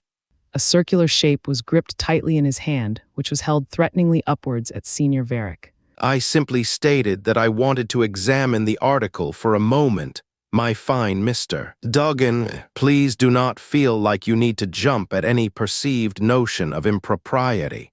Senior Varick spoke with compassionate authority, the same way I had seen some of the village women talking to their youths. He had both of his hands spread wide, and he was bent slightly so as to have a better angle to look Duggan right in the eye. And I said you can look at it right here while it rests in my grasp. Duggan had lowered his voice but still held a somewhat pensive tone. Kai seemed little interested in the conversation, standing with his body positioned facing the other two. His head turned all the way to the side. I tried to make out what was pulling at his attention but saw nothing. As I approached, Duggan moved away from his master to lick my hand, which I proceeded to dry off by rubbing his head and neck. Once I had reached them, I could see that what Duggan was holding was some sort of rounded metal object. It had a silvery tint, but was wider and contained a series of blood-red gems that were cut identically. There was also some sort of design on the edges that looked almost like the Miriam language. The characters were different enough in significant ways so that I could not make out if they had been once or were simply some form of artistic design. Either way, Senior Varick finally caught my image and turned to smile tightly and nod his head. Ah, Tandara, did you find anything of note here? Perhaps more writing? He inquired, dropping his argument with Duggan. I took a quick glance back the way I had walked before answering. No, nothing. What is that you hold, Duggan? It's mine, and the whole lot of you would do good by yourselves to remember it. With that, he shoved the circlet halfway into his trousers, covering the rest with his shirt and tunic. Ignoring him, I saw that Kai was still staring off. Kai!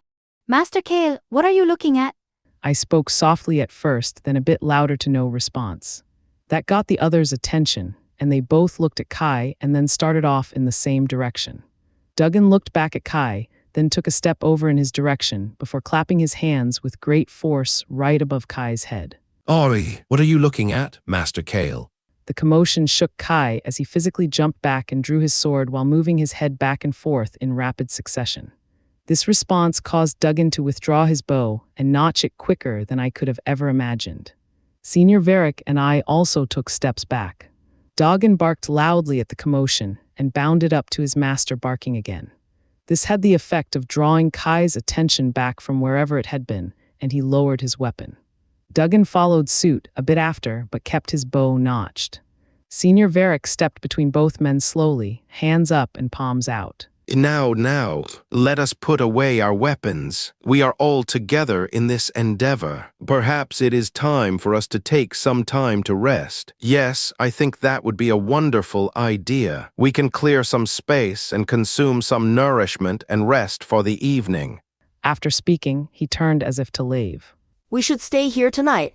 Kai spoke up before Senior Varick could take more than a few steps. It is quiet and dark here. That and I do not feel as uneasy as I have in the rest of this place. I think it will do us good to get some actual rest. Kai had sheathed his sword. He then began to push some rubble back to the wall, clearing up some room. We all stood by watching him work for several moments. I was the first to aid him, then Senior Varick. Finally, Duggan undid his bow and replaced his arrow before helping. It took only a few minutes before we had cleared a sizable area large enough to lay out our bedrolls and packs. We ate dry rations in silence and then went to sleep. I awoke to the sound of scrapping and peered around in the blackness. I continued to hear a movement a few paces off. Whoever it was, I figured they would benefit from some light, and summoned a dull yellow ball in my hand that I raised up into the air. Duggan and Doggin still lay silently a bit off from the others. Senior Varric lay on his back, breathing deeply. Kai was missing. I stood sweeping my hair around my head and tying it in a quick knot on the top of my head. Listening for movement, I worked my way slowly in its direction, calling out softly to Kai. He did not reply. I intensified the light as I walked further from my other companions. It did not take long for me to catch up to Kai, who shuffled along in a daze. I tried calling out to him again, but he ignored me. I began to wish I had taken my staff and glanced back towards it. When I glanced forward once more, he was gone. Walking forward to the last place where I saw him, I found a wall and nothing more. There was no sign of Kai along the entirety of the wall. I expanded the light from a dull yellow to a bright white, which doubled my vision. There was nowhere for him to have gone. I stood for no more than a few seconds before I heard another sound like a stone being dropped down some stairs. I glanced at where the sound had come from and saw only the wall. As I attempted to place my hand on the smooth surface, I found myself falling forward. I pulled myself back and examined my arm. Seeing as there had been no damage, I again placed my hand through the wall and proceeded to move through it.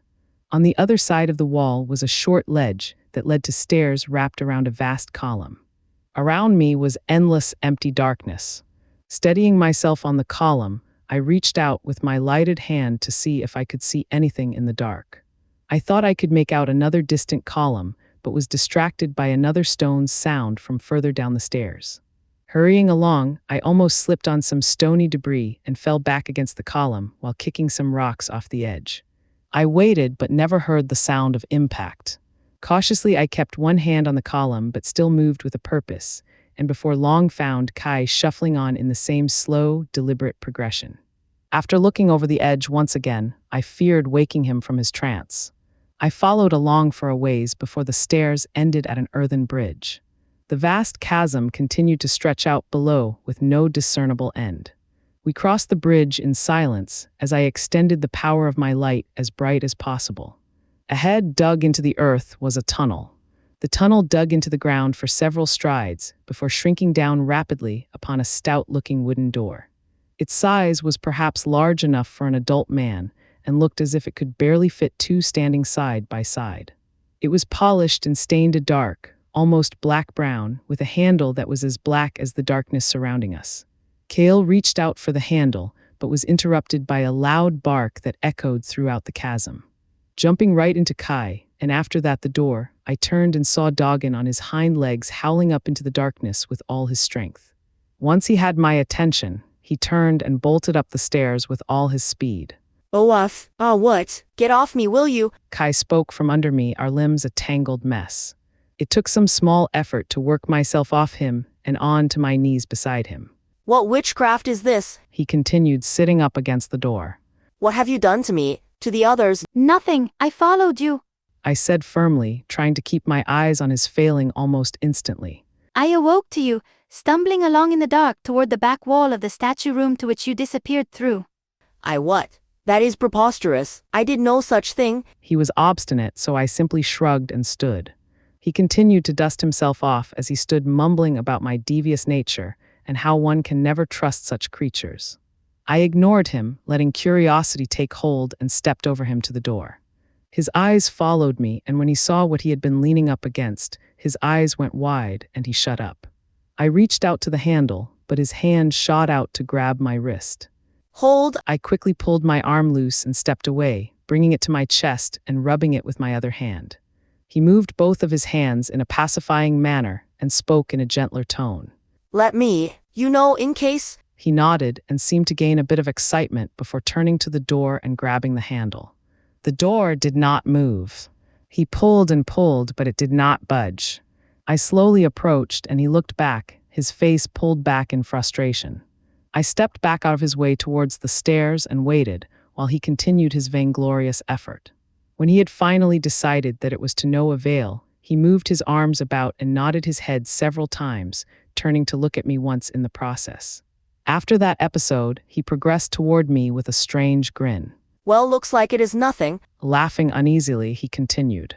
so let us not talk about this to the others, all right? It is unimportant and we do not want to waste any more time here than needs be. Looking at me expectantly, I shrugged agreement and turned to leave. Again, I felt his grasp on my wrist and set to yank myself free once again. Not a word. Not a word. With that, he passed me and proceeded up the stairs. I stood and watched him go, heart racing and a bit upset. I turned to look at the door once more and felt my vision black out for an instant. In that instant, I felt as if hands reached out for my very soul, not from the chasm, but from that door. Resting my hand against the column for support, I took a deep breath to calm myself before following Kai up the stairs. I proceeded about 10 steps up before turning and looking back one last time.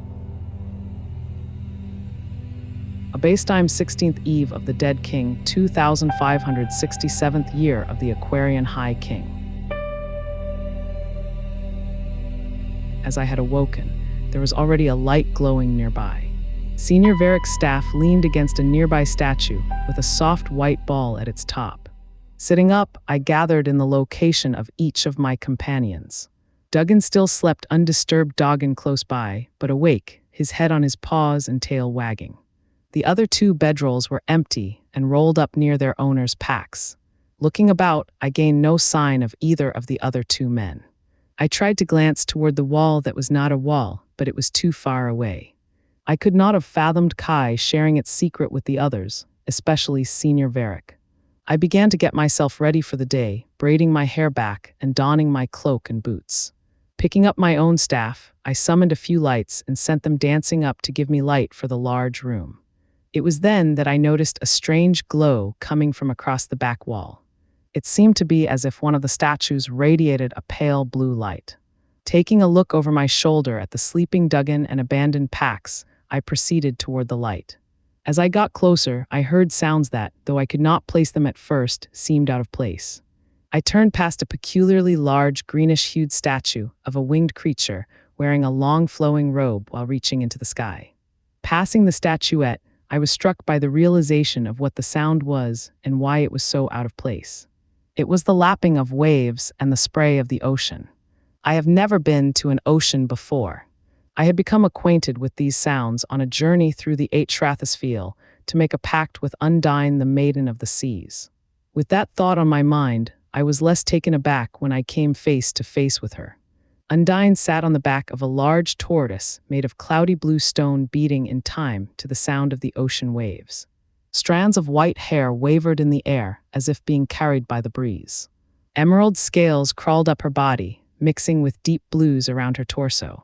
Looking up at me with her solid black eyes like polished stone, she spoke as the sea waves. "Do you not feel it?" No, I replied, glancing back towards our resting place. not here, but I do above. Yes, does that not seem odd? Above where the sky is, one can escape, flee, and see the wickedness ensconced all about. Here in the quiet dark you feel nothing. This is odd, I think. Stepping closer, I placed one of my hands gently on her. Like the statues that were strewn about, it felt polished smooth but also damp. She placed her hand upon mine, interlocking my fingers with hers and squeezing ever so slightly. I fear this place you have brought us to. There is an emptiness that resides deep in its heart that takes and never returns. She placed her other hand on the side of my face, looking deeply into my eyes. Her breath was like a cool mist, comforting and refreshing. I could feel myself ease into her arms as she enfolded me close to her, infusing me with revitalization. I almost lay with my back into her chest, my head resting against hers when I felt her lips caress my ear as she whispered, I found something here last night while you were away. I am afraid of it because I feel the pull to give it to you, and it comes from this place. Do be careful. We all are bound as one. I felt one more pulse of calming energy. Then I stood alone, leaning against the pale blue-shelled creature. My hands rested on several metal plates etched with the Miriam script. I wet my lips, which had suddenly gone dry, and fingered through them, seeing a few words here and there that I instantly recognized. It appeared to be dated, as each plate had a numbering that changed, followed by similarly placed words. Excitement grew in my mind as I repressed the unease that Undine had brought forth. I barely paid any attention to where I was stepping as I worked my way back towards my gear and companion. As I neared, I was brought out of my focus by the sound of Master Kale and Senior Varric arguing. That is at least another 10 days of journey, and we have just begun to scratch the surface of what these ruins hold. Kai spoke in a tight-lipped voice that was becoming more and more his default timbre. Brookville simply does not have the resources that would best serve our needs in this endeavor. Seabrook is under the Kendafer Syndicate. Their banking firm would allow us to unload some of this treasure and outfit for a real expedition. This banding about at the whim of chance is not going to help anyone. Senior Varric spoke with a passion that was out of place for his usual temperament. I still do not understand why a priest of Gelendriel would be so interested in this ruin or its treasure. Kai spoke accusingly. My fine Master Kale, this ruin borders the forest realm of Gelendriel. All within her domain is of interest. I simply wish to make sure that you and yours are safe while in her domain, or nearby as this would be, and that there is no danger from this place or its secrets. Senior Varric had slowly been moving to a condescending tone, almost as if he was speaking to a spoiled child. Both of ye are right out of your minds. Let us go to this Yarn Seabrook and sell off our stock, and then I am done with the lot of ye. Duggan's loud pronouncement had taken the other two back as they had quickly snapped their forms in his direction. As for Duggan, he looked a mess, almost as if he had not slept at all. His eyes looked dry, and his face seemed to have sunken in a bit, or maybe that was just the light. Kicking at Duggan, who sat quietly nearby and causing the poor thing to yelp, Duggan stood and started packing his things furtively while mumbling about fools and his treasure.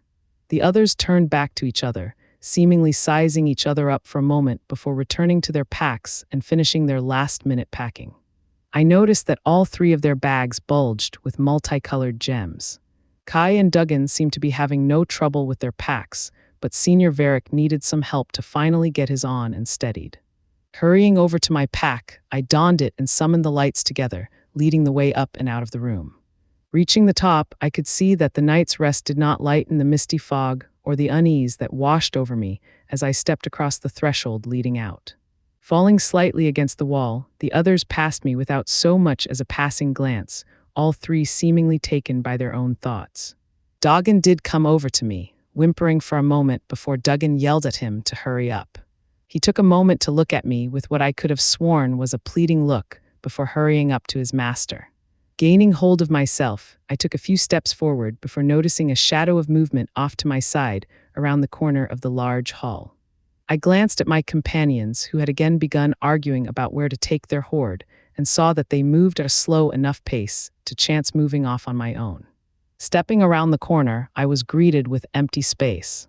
Eerie dread rested upon my shoulders like the curtain of night. I stepped back and fumbled a bit, falling into the wall and retching upon the ground. I thought I saw several shadows bend towards me, then flee away as lurking darkness drew to me with an unnatural slithering. It touched my foot, and I felt fiery pain burn through my boots. I tried to yell out, but the sound was caught in my throat. The fire burned up my leg and into my bosom. My vision turned pure white, and I briefly could see scaled claws grasping in the whiteness and heard screeching, painful sounds. Descending upon me with a flash was another shadow that seemed to crush out the white light. I could feel myself falling for what seemed like hours, then the heat of strain burned through my legs as I could swear I was sprinting up miles of stairs into the heavens. A dull, thudding pain brought me back from whatever dark world I had inhabited. As the clouds of my vision cleared, a bright light now inhabited my vision. Rolling over onto my back, I saw above me a smooth white stone. Sitting up too fast, I again retched on the floor. I turned to see a shattered wall. Using my staff to lift myself up, I slowly worked my way towards the brilliant light. I was soon able to interpret that the light came from the reflection of the shining sun off a crystal-clear lake that resided at the edge of this ruin. I realized that I was in one of the towers that dotted the ancient city, standing in front of a blasted-out wall. The crystalline nature of the water on the lake captivated my attention so much so that it was several moments before I noticed the other city. Across the lake rose another city. As the lake was reasonably large, it was hard to make out much of the town. What I could see was that it was in no way, as grandiose as Miriam, there being no large standing structures. It seemed that the buildings there were far more unadorned and reflected the sun as wood, and not stone, or at least not the same quality of stone. There was no movement of any kind on that side. It is my supposition that it also lies in ruin, much like its neighbor. I had little time to reflect on my discovery or my strange circumstances. I caught a glimpse of movement down in a square several buildings away from the tower. Thinking it must be my companions and realizing that I was far behind them, I hurried down the stairs and out into the street. I had to stop and stretch my legs, which still burned, before finally catching up to them. Not a one had even seemed to notice my absence. I guess it was strange, now that I write this, but at the time, there were just too many other things that my mind had to consider. The plates, the locked room, this place generally and its sister across the lake. Lastly, that crown that Duggan grasped, still, as if it had become an extension of his very being. Festival of Fibter Curvan. Echoing screams reach my ears as tendrils of candlelight flicker about my workshop. Noting neither as much of consequence, I reflect upon the circumstances of the past hours. It seems as if not a moment has occurred that I was born, risen up from the darkening day to a brighter majesty of light so as to almost burn out my very eyes. My son, oh my son, to him I will be ever grateful. The poor child laid wasting for so many years under the clumsy ministrations of the so-called greatest healers of the 12 heavenly spires. Mystics of the worst sort, everyone announcing that their divine was more excellent than the last, but, in the end, all failed to even ease the pain of his poor mother's heart. May she rest and forever away from the knowledge of the true fate of her beloved home. Even bringing the boy to the great idol produced no ease to his illness. So in the end I alone worked on. Fibter Curvan, what folly we have wrought upon ourselves. To think that we celebrate the demise of such a foe, such a lurking presence. Well, those fools have reached the climax of their folly. No longer will levity-born masks be strewn about the plazas hiding bemused, drunken, salacious faces from their sins' entwinement. No longer will idle fancy slog itself amidst the eternal city's corridors, the wondrous crown and the jewel of all the world. Its paths will dry soon enough, its fountain of everlasting water a dry husk. It matters not, for time eats away at us all. It drives deep into our consciousness that vibrant scratch at the back of our head, forcing us to greater depths until the climax comes. We are driven into the ground. Dust to dust.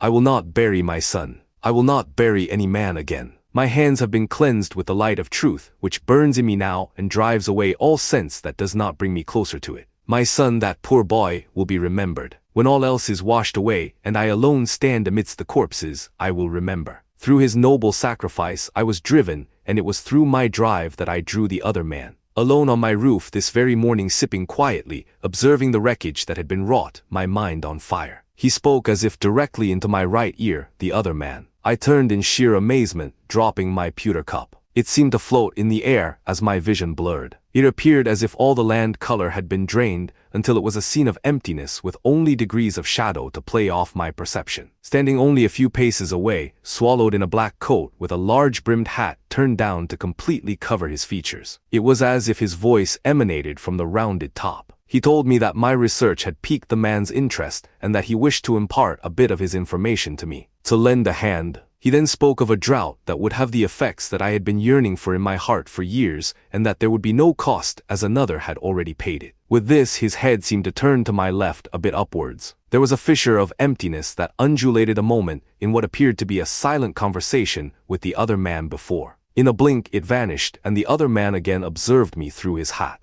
I began to open my mouth when he reiterated the same message as before, this time adding directions and more specific instructions. I felt so cold and so hot that I began to lose myself in this world, finally closing my eyes as the hat's brim rose just enough to see nothing. The clattering of my pewter cup aroused me, as if from a dream, just in time so that I was able to catch myself from falling off the edge of my home. I stood there, breathing in and wondering on the validity of what was spoken, when I felt my arm go numb in a burning freeze that caused me to howl. Staring in horror at my arm, I now had directions seared into my skin. It started at my wrist and worked up to my elbow. It was as if some infernal beast had pierced my skin down to the bone and then slathered endless darkness into the wounds. Departing my roof, I found the whole of my estate empty of life. I did not check on my son, who I knew had already passed on to whatever fate awaited him in the life to come. I hurried here to my workshop with enough provisions to last me the nights of looting and destruction. Though there should only be a few. Miriam was to be disabused of all her trappings and all her glory in but a single night and day, or so. They did not see it. They could not see it.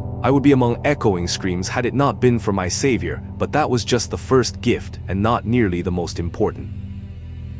A Basetime 20th Eve of the Dead King, 2567th year of the Aquarian High King. Crisp air bellowed throughout the land as we made our way north. Having acquired more valuables than we can sensibly carry, according to Master Kale, Duggan finally convinced the others of the necessity of traveling to Seabrook. It is the nearest place with the fortune to equal out my trouble. I am impartial to the matter as a whole, as like a floating leaf on an ever-changing river. I admit that I have been distracted, more so than I seem to ever remember being. My mind continuously turns to that place, Miriam. I spend a sizable amount of time, almost all my free time, in a deep study of the letters I gained. I have begun to translate them. It seems that they are the recollections of an alchemist who lived during Miriam's destruction. Whether they be a tale or an account such as my own, I cannot tell. Perhaps in my continued study, I will find some answers. Something about the work burns inside me, a heat that seems to be just close enough to hold, but only enough so that my fingers gain warmth. I feel at times that this record was left for me. The first day after we left Miriam, the others seemed very much at odds. Silence was our most gregarious comrade, and I feared that Master Kale might lash out at Senior Varick, or that Senior Varick would lash out at Master Kale. Duggan appeared consumed with his treasures. He snapped at Doggan that first night. I thought that he was about to strike him with the crown.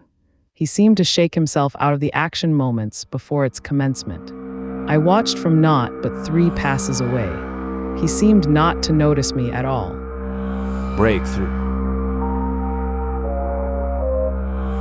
I resided in my workshop for several days working through records and making plans to follow through with the task given to me by the other man. I did not sleep or eat in this time, so consumed as I was on accomplishing the task that when the first knock on the door was had, it seemed but a delusion. A secondary knock, one with increased ferocity, shook me enough to draw me away and cautiously to the door. As I slid it open, shadows reached through the crack, leading back towards a young man whose fist was held up in the premonition of yet another attempt at awaking the occupant. I coughed out some welcome and inquiry as to where the man had come from. He informed me that he was sent by a relative to notify me that my son was found dead at my estate. My mind buzzed with questions. The other man had said that destruction laid on Miriam, but here stood a young man who seemed entirely at ease. At ease aside from having delivered the news about my son's death, a death that stood as my gateway. Letting him lead me up the stairs and out onto the streets, I could see that there was no vaunted destruction or death. I became dizzy at that point and leaned back against the wall, covering my eyes from the brightness of the sun. It only took a few days to arrange and deal with the remains of my son. Here we have a custom where we release a bit of ash from each of the towers. It is said that the wind carries the deceased up in the domain of the gods. There they are welcomed into our progenitor's arms, the 7 kings, to sit at their feet to bask in their wisdom. Whether or not this is a place that exists or exactly what may be found there, I have no desire to find myself under some archaic dominator's tutelage. Thus my plans continue forward. It only takes another week of study before I find the location of an artifact mentioned by the other man. Fortune found me in this course as the last reported site was in the nearby ruins of Fib. I set out immediately to procure a ferry and hire a few hands to assist in my search. If necessary, an excavation. We set out the following day. The ferryman spoke of troubles as a heavy fog came down upon the lake that separated the 2 cities. A bit of gold quieted his mumblings, as it often does with fools. Upon arrival to Fib, we found the fog in such a state that we immediately set up a base camp and prepared to wait out the rest of the day. At one point, I found myself standing about as far as I could go while still being in eyesight of the camp, which was only about 10 paces thanks to the fog. The ruins weren't much more than that, with crumbling edifices and the remains of strange buildings scattered about. I could not tell how far inland the city used to go. Information had been scarce, as the common class's superstitious ramblings had stifled interest in this entire region. The scholar that had written about the artifact of my desire had been here just once. They had spoken of experiencing such dreadful things that they could not articulate them onto paper. After some time, I seemed to hear music in the mist. I returned to my hirelings and could see in their faces that they also heard. The listing rhythms drifted in like an unwelcome breeze on an already overly chill evening. Huddled together in pairs and triplets, they seemed more like children who had ventured too far from home and were only now beginning to realize their error. Deciding that I needed men and not children to help in my search, I returned to the ferry. There I had left a chest of exquisitely prepared meats and cheeses along with some fine slices of bread and brought them over to share out. This seemed to lift their moods considerably. I reflected upon these creatures' base nature for a few moments before I retrieved my reeded flute and began to play some jaunty melodies I had learned in my youth. I carried on with such until I could tell that mood had been lightened. After putting the flute away, I began to make a cursory survey of the immediate area. I felt as if a presence abode within the fog-strewn ruins. It seemed as if I could see it swimming among the mist, and not just a single presence but a plethora of beings moving in a concentrated pattern, flowing around. When I blinked, though, it was gone. That night I did not sleep well. As the morning light crested our encampment, the fog had mostly dispersed. It still hung about like vestiges of an ebbing tide. To my surprise, the ferryman and his ferry were still anchored. It was comforting to see that his love of money had kept him so steadfast, particularly considering that a few of my other hired men were gone. There was some commotion about abductions, in light of the fact that their gear still lay about almost entirely undisturbed. Calming those that remained, I assured them that they must have left of their own volition. I also noted that it was fortuitous for the rest of them, as they would now be all the richer for having not to have to share the promised purse. For the next several days we searched and searched. The nights brought more of that undulating fog, and with every morning another man or two would be gone. On the seventh night, one of my men stated that he had gotten up late to relieve himself and saw his compatriot walking into the fog. When he called out to him, the man continued to step into the mist but turned his head as he seemingly disappeared. His eyes, he said, bubbled out, and his features seemed more angular in general. There was no trace of the man ever found. Early on the 12th day, we uncovered a stairway leading down into a large workroom with various instruments. I was at a loss to understand how one was to use them. It was at this time that my arm began to burn, ever so slightly. Still enough so that I excused the men back upstairs. Using the intensity of the burning as a guide, I located a ledger that had the drawing of the item that matched the one that the other man had left on my arm. Underneath the picture, I was able to distinguish enough to understand that it had been moved from this location or been stolen. It also seemed to be in possession of a group of diminutive creatures that resided in a mountain range to the northeast. Tucking the paper in my robes, I proceeded up the stairs. As I approached the landing, I could make out a strange burnished light that seemed to glow even with the sun cresting over the hills. Breaking the surface, I found that my men had found a stash of items made with precious metals and valuable stones. They were passing around their wonders and whispering hurriedly. As I approached, they all silenced and looked upon me with eyes that blinked from fear to mutiny at almost every passing. I held up the manuscript that I had retrieved and informed them that I had found what I desired and that anything else that they found was freely theirs to distribute. This seemed to alter their mood back to a joyful celebration. I stood and watched, seeing if they had found anything of note. There was just one item that stuck out. It was a figure of about an arm's length made up of some combination of silver and gold. It took 2 men to carry it back to the ferry. The size and material are not what struck me though. It was the image that the metals had been crafted into. It seemed to be human aside from angular features, claws, and 2 large bulbous eyes. Sinchalier 13th eve of the lost 2567th year of the Aquarian High King. So this Eth, he was a religious leader. No, I don't think so. He seems to possess some tie to the mercantile class. He references trade and routes, also his men, several times in what I have seen so far. I spoke ever quicker, explaining what I had found out to the others. I have been so intrigued by the struggles of this man.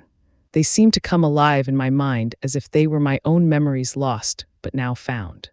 I had wished to share this info with the others, but I had received just bland stares and quiet nods. That is, until right before we had crested the hill that led to Far Haven. Now Kale and Varric, at least, seemed interested. So what is this artifact that he intends to find? Kale inquired while readjusting his pack. It clinked and tinkled as the various baubles and gem-laden items moved around. They had all loaded themselves down with as much as they could pack from the spoils of Miriam. I had taken nothing, aside from the manuscript, not really seeing the interest they paid to such mundane things. You mean the item the other man sent him to retrieve? I don't know. He never refers to it directly, just that it seems to possess some characteristics that will help him in his goal. They walked astride me, one on either side, which caused me to move my head back and forth to involve them in the conversation. During our discussion, I would catch glimpses of our last companion, walking a few paces back on his own. Duggan had seemed to become more distant since leaving Miriam. At first, he was quite jovial, but that seemed to lead to disdain. My other companions had not seemed to notice, but it was especially disconcerting when it came to his beast, Doggan. The poor creature had taken it upon himself to attach himself to me. This had been the case since I had intervened in a rage that Duggan was casting down upon him. He had raised a sizable gem-lined goblet threateningly at the coward mutt. So I took up my staff and interjected myself between the two, knocking the goblet out of his hand. Just as I was about to summon up a defender, he cursed my name, spitting on the ground, and walked away, muttering. He fingered that crown during the whole performance, which was now interlaced with his belt. Well, it seems like all your hard work is paying off, my dear, Varric said, nodding most affably before continuing. It would be wonderful of you to be able to finish the translation before we return. Mayhaps there will be a guide for us to follow that will lead to the man's more, interesting work. I nodded back, a smile playing lightly on my face. Yes, I should be able to do that. There is not too much to get through. Oh, I almost forgot. I reached into my pack and pulled out the thin tablets that made up the manuscript, slowing to almost a stop to look through them. When I found the writing I wanted, I held it out to the two men as I turned and walked backward in front of them. This? I held it with one hand and used the other to point out what I was showing them. Is it? I think. Encompassing the metal tablet was a sketch of a crystalline figurine. In the ancient language, words with arrows pointed at several points on the figure, a strange geometric form with 6 equal sides around the width, and a canal form ending in a smooth point at either end. Varric and Kale seemed very interested in the diagram. They continued to pepper me with questions about the artifact and its current location, none of which I could accurately gauge from what I had yet translated. Lost in trying to dredge up a memory that seemed on the edges of my consciousness, I stepped wrong, lost hold of the manuscript, and tumbled to the ground. Pain shot up my leg, and I bit down on my lip to stifle a cry. Looking back, I could see that my foot was not aligned with the rest of my leg. Touching the disjointed ankle gave me no end of dissatisfaction, and I immediately reached out for my staff, squeezing it tightly. Pain coursed through my whole body, making it impossible to concentrate sufficiently to call upon aid. After several brutal seconds had ticked by, I felt a pressure near the injury. I saw my companions standing over me, Varric in particular, feeling around the injury. Darkness filled my vision as pain erupted through my body, and I shuddered and held back a retching cough. Muddled voices spoke near me, and I felt my body being lifted off the ground. Looking up again, my vision cleared enough to see Kale holding me in his arms with what seemed like no effort. Pulling my staff tightly into my chest for comfort, I was able to squeak out manuscript. Duggan appeared in my line of sight. While carrying an almost blank look, he dropped the tablets onto my chest. Her face was barely visible, with the sun's light beaming all around her head. My hand rested in her lap and was enveloped in her fingers like silken cords firmly intertwined. Her other hand was brushing back my loose hair. As she leaned in close, I felt her warm breath, which smelled like cherries, freshly picked and eaten. I could tell she had dark brown hair that hung loose down just past her shoulders. It was thick. I closed my eyes. The bright light felt like it was pushing a stone into my brain, and I turned my head. The girl's hand slid down off my face to rest on my chest as she turned and seemed to be addressing someone who had just entered the room. Turning back towards me, I could have sworn she smiled, even though I could still not make out her face. She reached for something out of my line of sight, and then, taking my head gently in her hand, she lifted it up and helped me down some thick liquid which tasted of lavender and thyme. It was only a few moments before I lost consciousness. I had 2 dreams. The first consisted of me falling down a dark tunnel for time, innumerous an image of a landscape composed of a lake in a fertile valley slowly changing over time with a settlement on one side of the lake and then another on the other. They grew and shrunk, and at times it seemed like I could see movement back and forth associated with the changes in size and structure. Eventually, one of the cities outgrew the other, leading to smoke and a rabid deconstruction of the first settlement. The second city grew and then, as if in a flash, changed from a glistening to stale white. A heavy mist coalesced about its base. I recognized the city as the one I had seen from the high towers just a few weeks ago.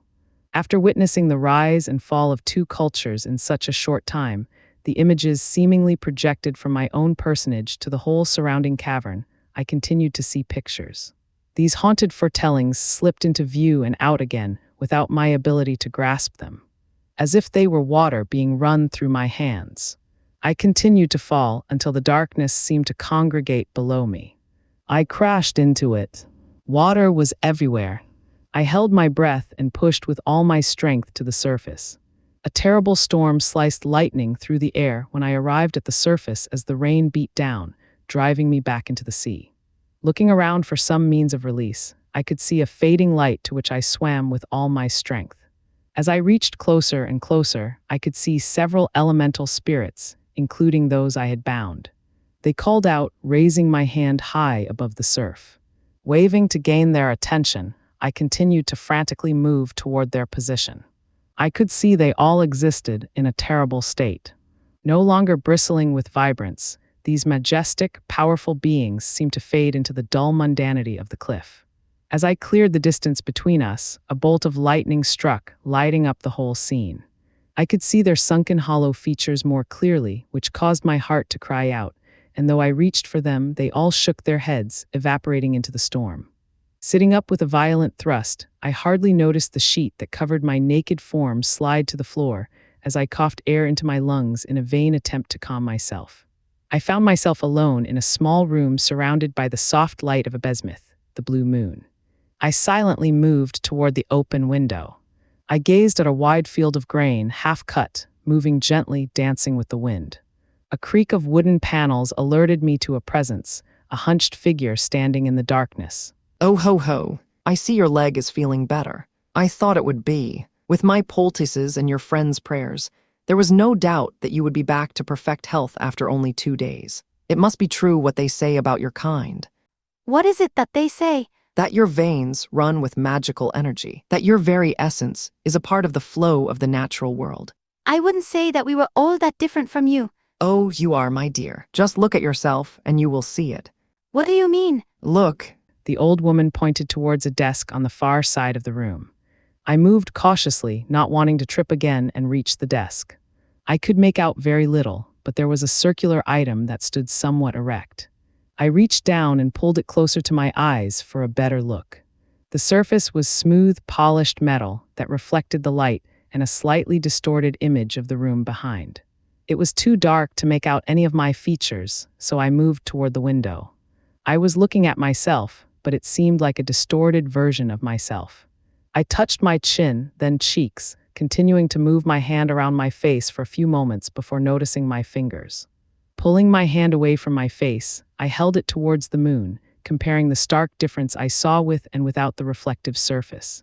I do not understand. This thing is showing me as I am not. My hand, my fingers are not this long or sharp, and my eyes, my whole face appears pulled tight and exaggerated. Oh ho ho, that is interesting indeed. You see, it reflects images quite well. I see myself as myself, and I see you as you have described. Come here, sit, let me see your leg. She moved and sat on the end of the bed a few paces from where I stood. Setting aside the reflective device, I climbed back aboard the bed, bringing my leg up for inspection. She took my injured leg in her lap and kneaded her fingers, starting with my foot and moving up to my knee. As she mumbled through her inspection, my mind wondered. I had wondered what had set me apart as so different from these people. It seemed that everyone stared my way and that some had seemed concerned. As I had only been through a few country villages, I had just assumed that maybe it was the sight of someone not seen before. Still, if I genuinely resembled this creature, then, well, it would explain some things. Well, you did not cry out in pain. I think it is safe to say that you are fully recovered. Your companions should be happy about that. They seem impatient to leave and refuse to say where you have been or about the presence of a fairy in their group. Is that what they call my kind here? It is not what we call our own, I am afraid. Thank you for all your help, and for sitting with me earlier. It was very comforting.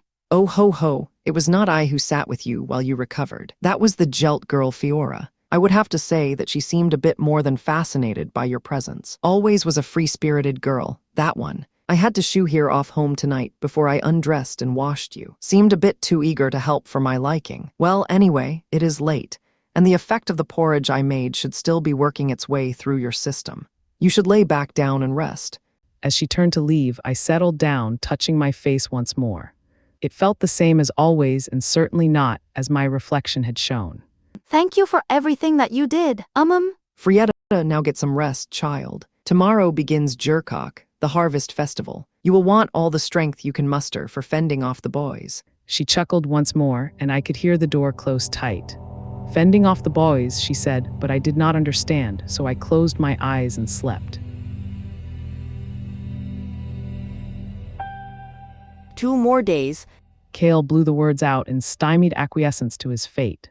Yes, the locals take their harvest festivals very seriously. They absolutely refuse to trade or resupply us till the day after tomorrow. No work, for it will displease the spirit of the fields or some such.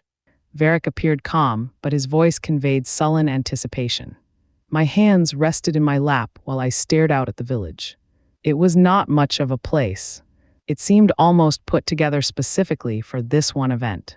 We sat out in front of Frietta's home on some finely crafted wooden chairs that, with scooped legs, rocked ever so slightly in a pleasant, relaxing fashion. She had them brought out for my health. She was mumbling about one as young and tender as I needing some fresh air. I had put my manuscript away for now, for my eyes seemed to blur when I tried to look at it, and Frietta had noticed and insisted, so I acquiesced. Doggin rested next to me, and I reached over to ruffle his long ears while the other two continued to lazily bemoan their fate. Duggan had not been seen in over a day. Kale had mentioned something about him taking his bloody crown and running off to have his way with it in the woods, but I was sure he would not leave his friend and had insisted he would be back. People hurried to and fro, setting up makeshift buildings and tents. There seemed to be some pattern forming in the chaos, and I tried to focus enough to discover what it was. My head throbbed, and I leaned back and drank some more of the tea that Frietta had given me earlier. Well, I don't know. It could be interesting. Varric's voice drooled on in between sips of some sort of expired wheat concoction. Interesting is one word for it. By the way, Varric, I noticed that you did not invoke Gelendriel when you were looking over Tandara the other day. Opening my eyes a crack to see Varric frozen for an instant before smiling over his mug. Oh, did I not? It seems that the goddess knew my heart well enough to help her out. Isn't that right, child? I quickly relaxed my lids and appeared as best I could to be resting. After a moment of pause, Varric seemed satisfied and continued.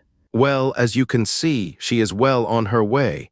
That is not exactly what I meant. From my reading on the region, I could have sworn Gelendriel was known as being a great healer and one that showed her works through literal flowering. Perhaps I was wrong, though. Kale's voice belied little. He spoke with a calm, almost absent tone, as if talking about the wind blowing through the grass. Well, yes, you must have been.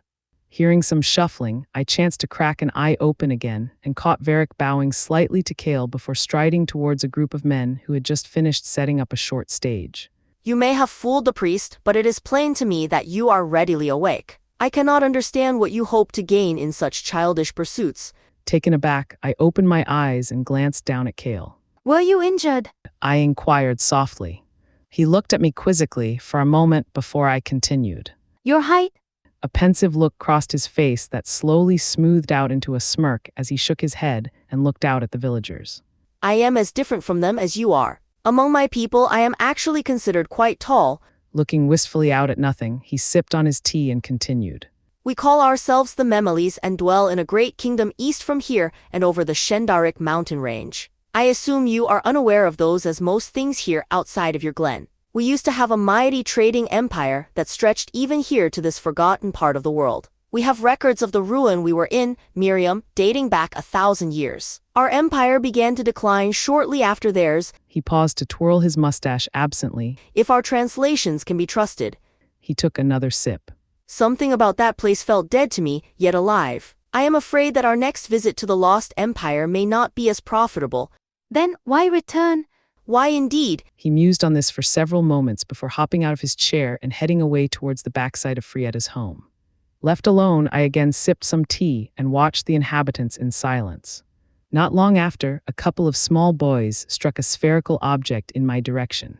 It bounced lightly and rolled almost smoothly before knocking into Doggin, causing him to jolt up with a loud bark.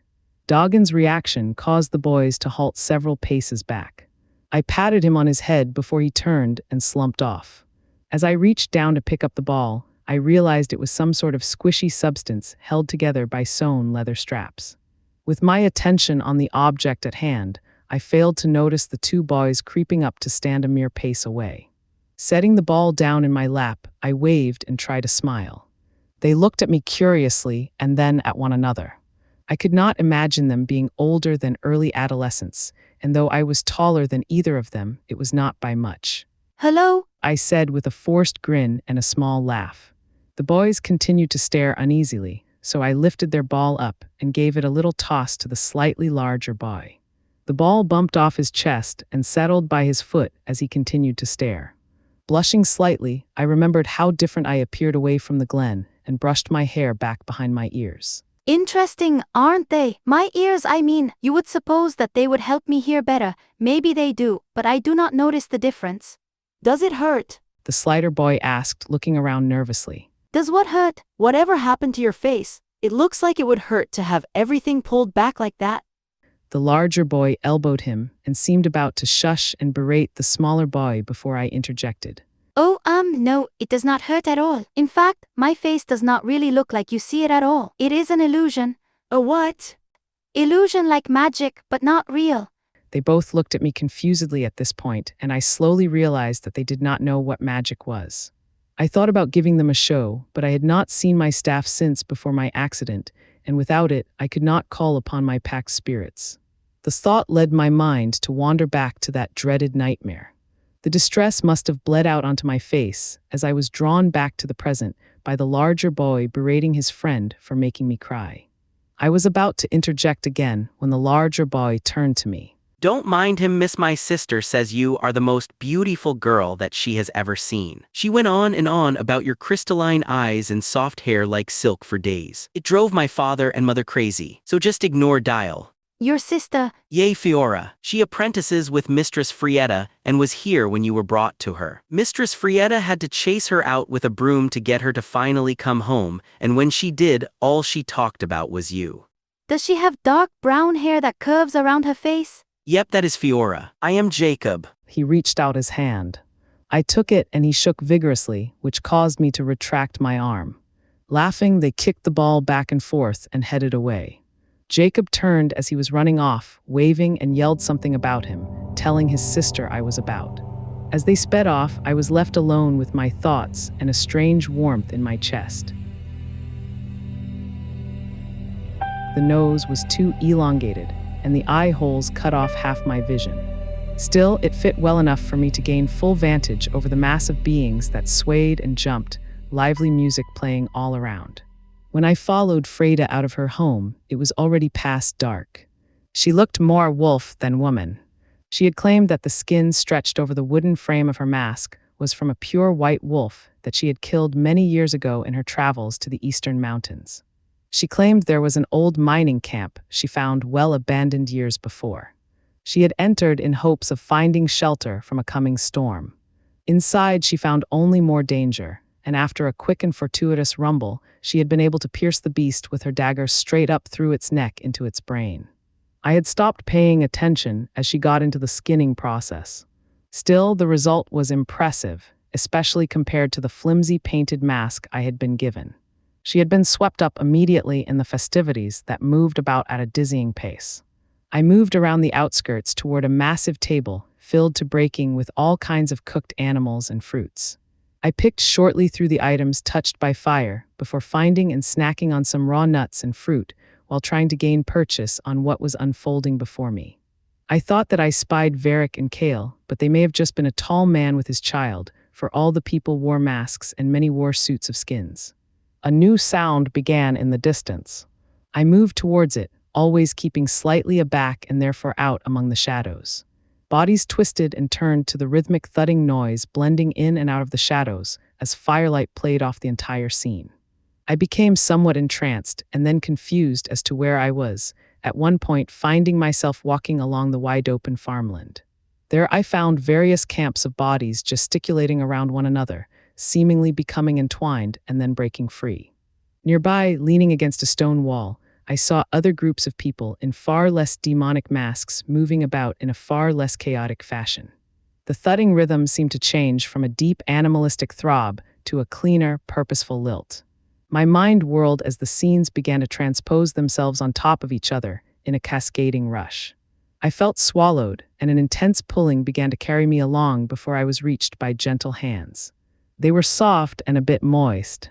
I was carried to the dancer's center and twirled about, never losing contact with those soft, moist hands that grasped mine earnestly.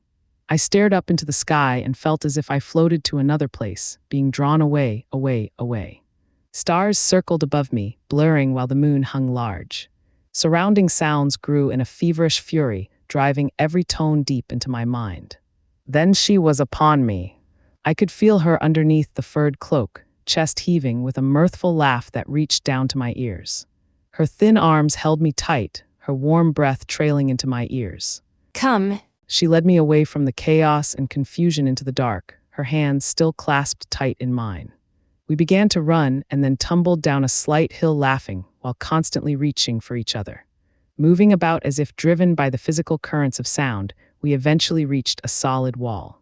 I pressed her hands above her head with one hand while moving my other into a gap in her costume, touching warm skin. Finding purchase, I moved with a purpose driven in the very essence of my being and lifted up on my toes to press my lips over hers as she began a low moan.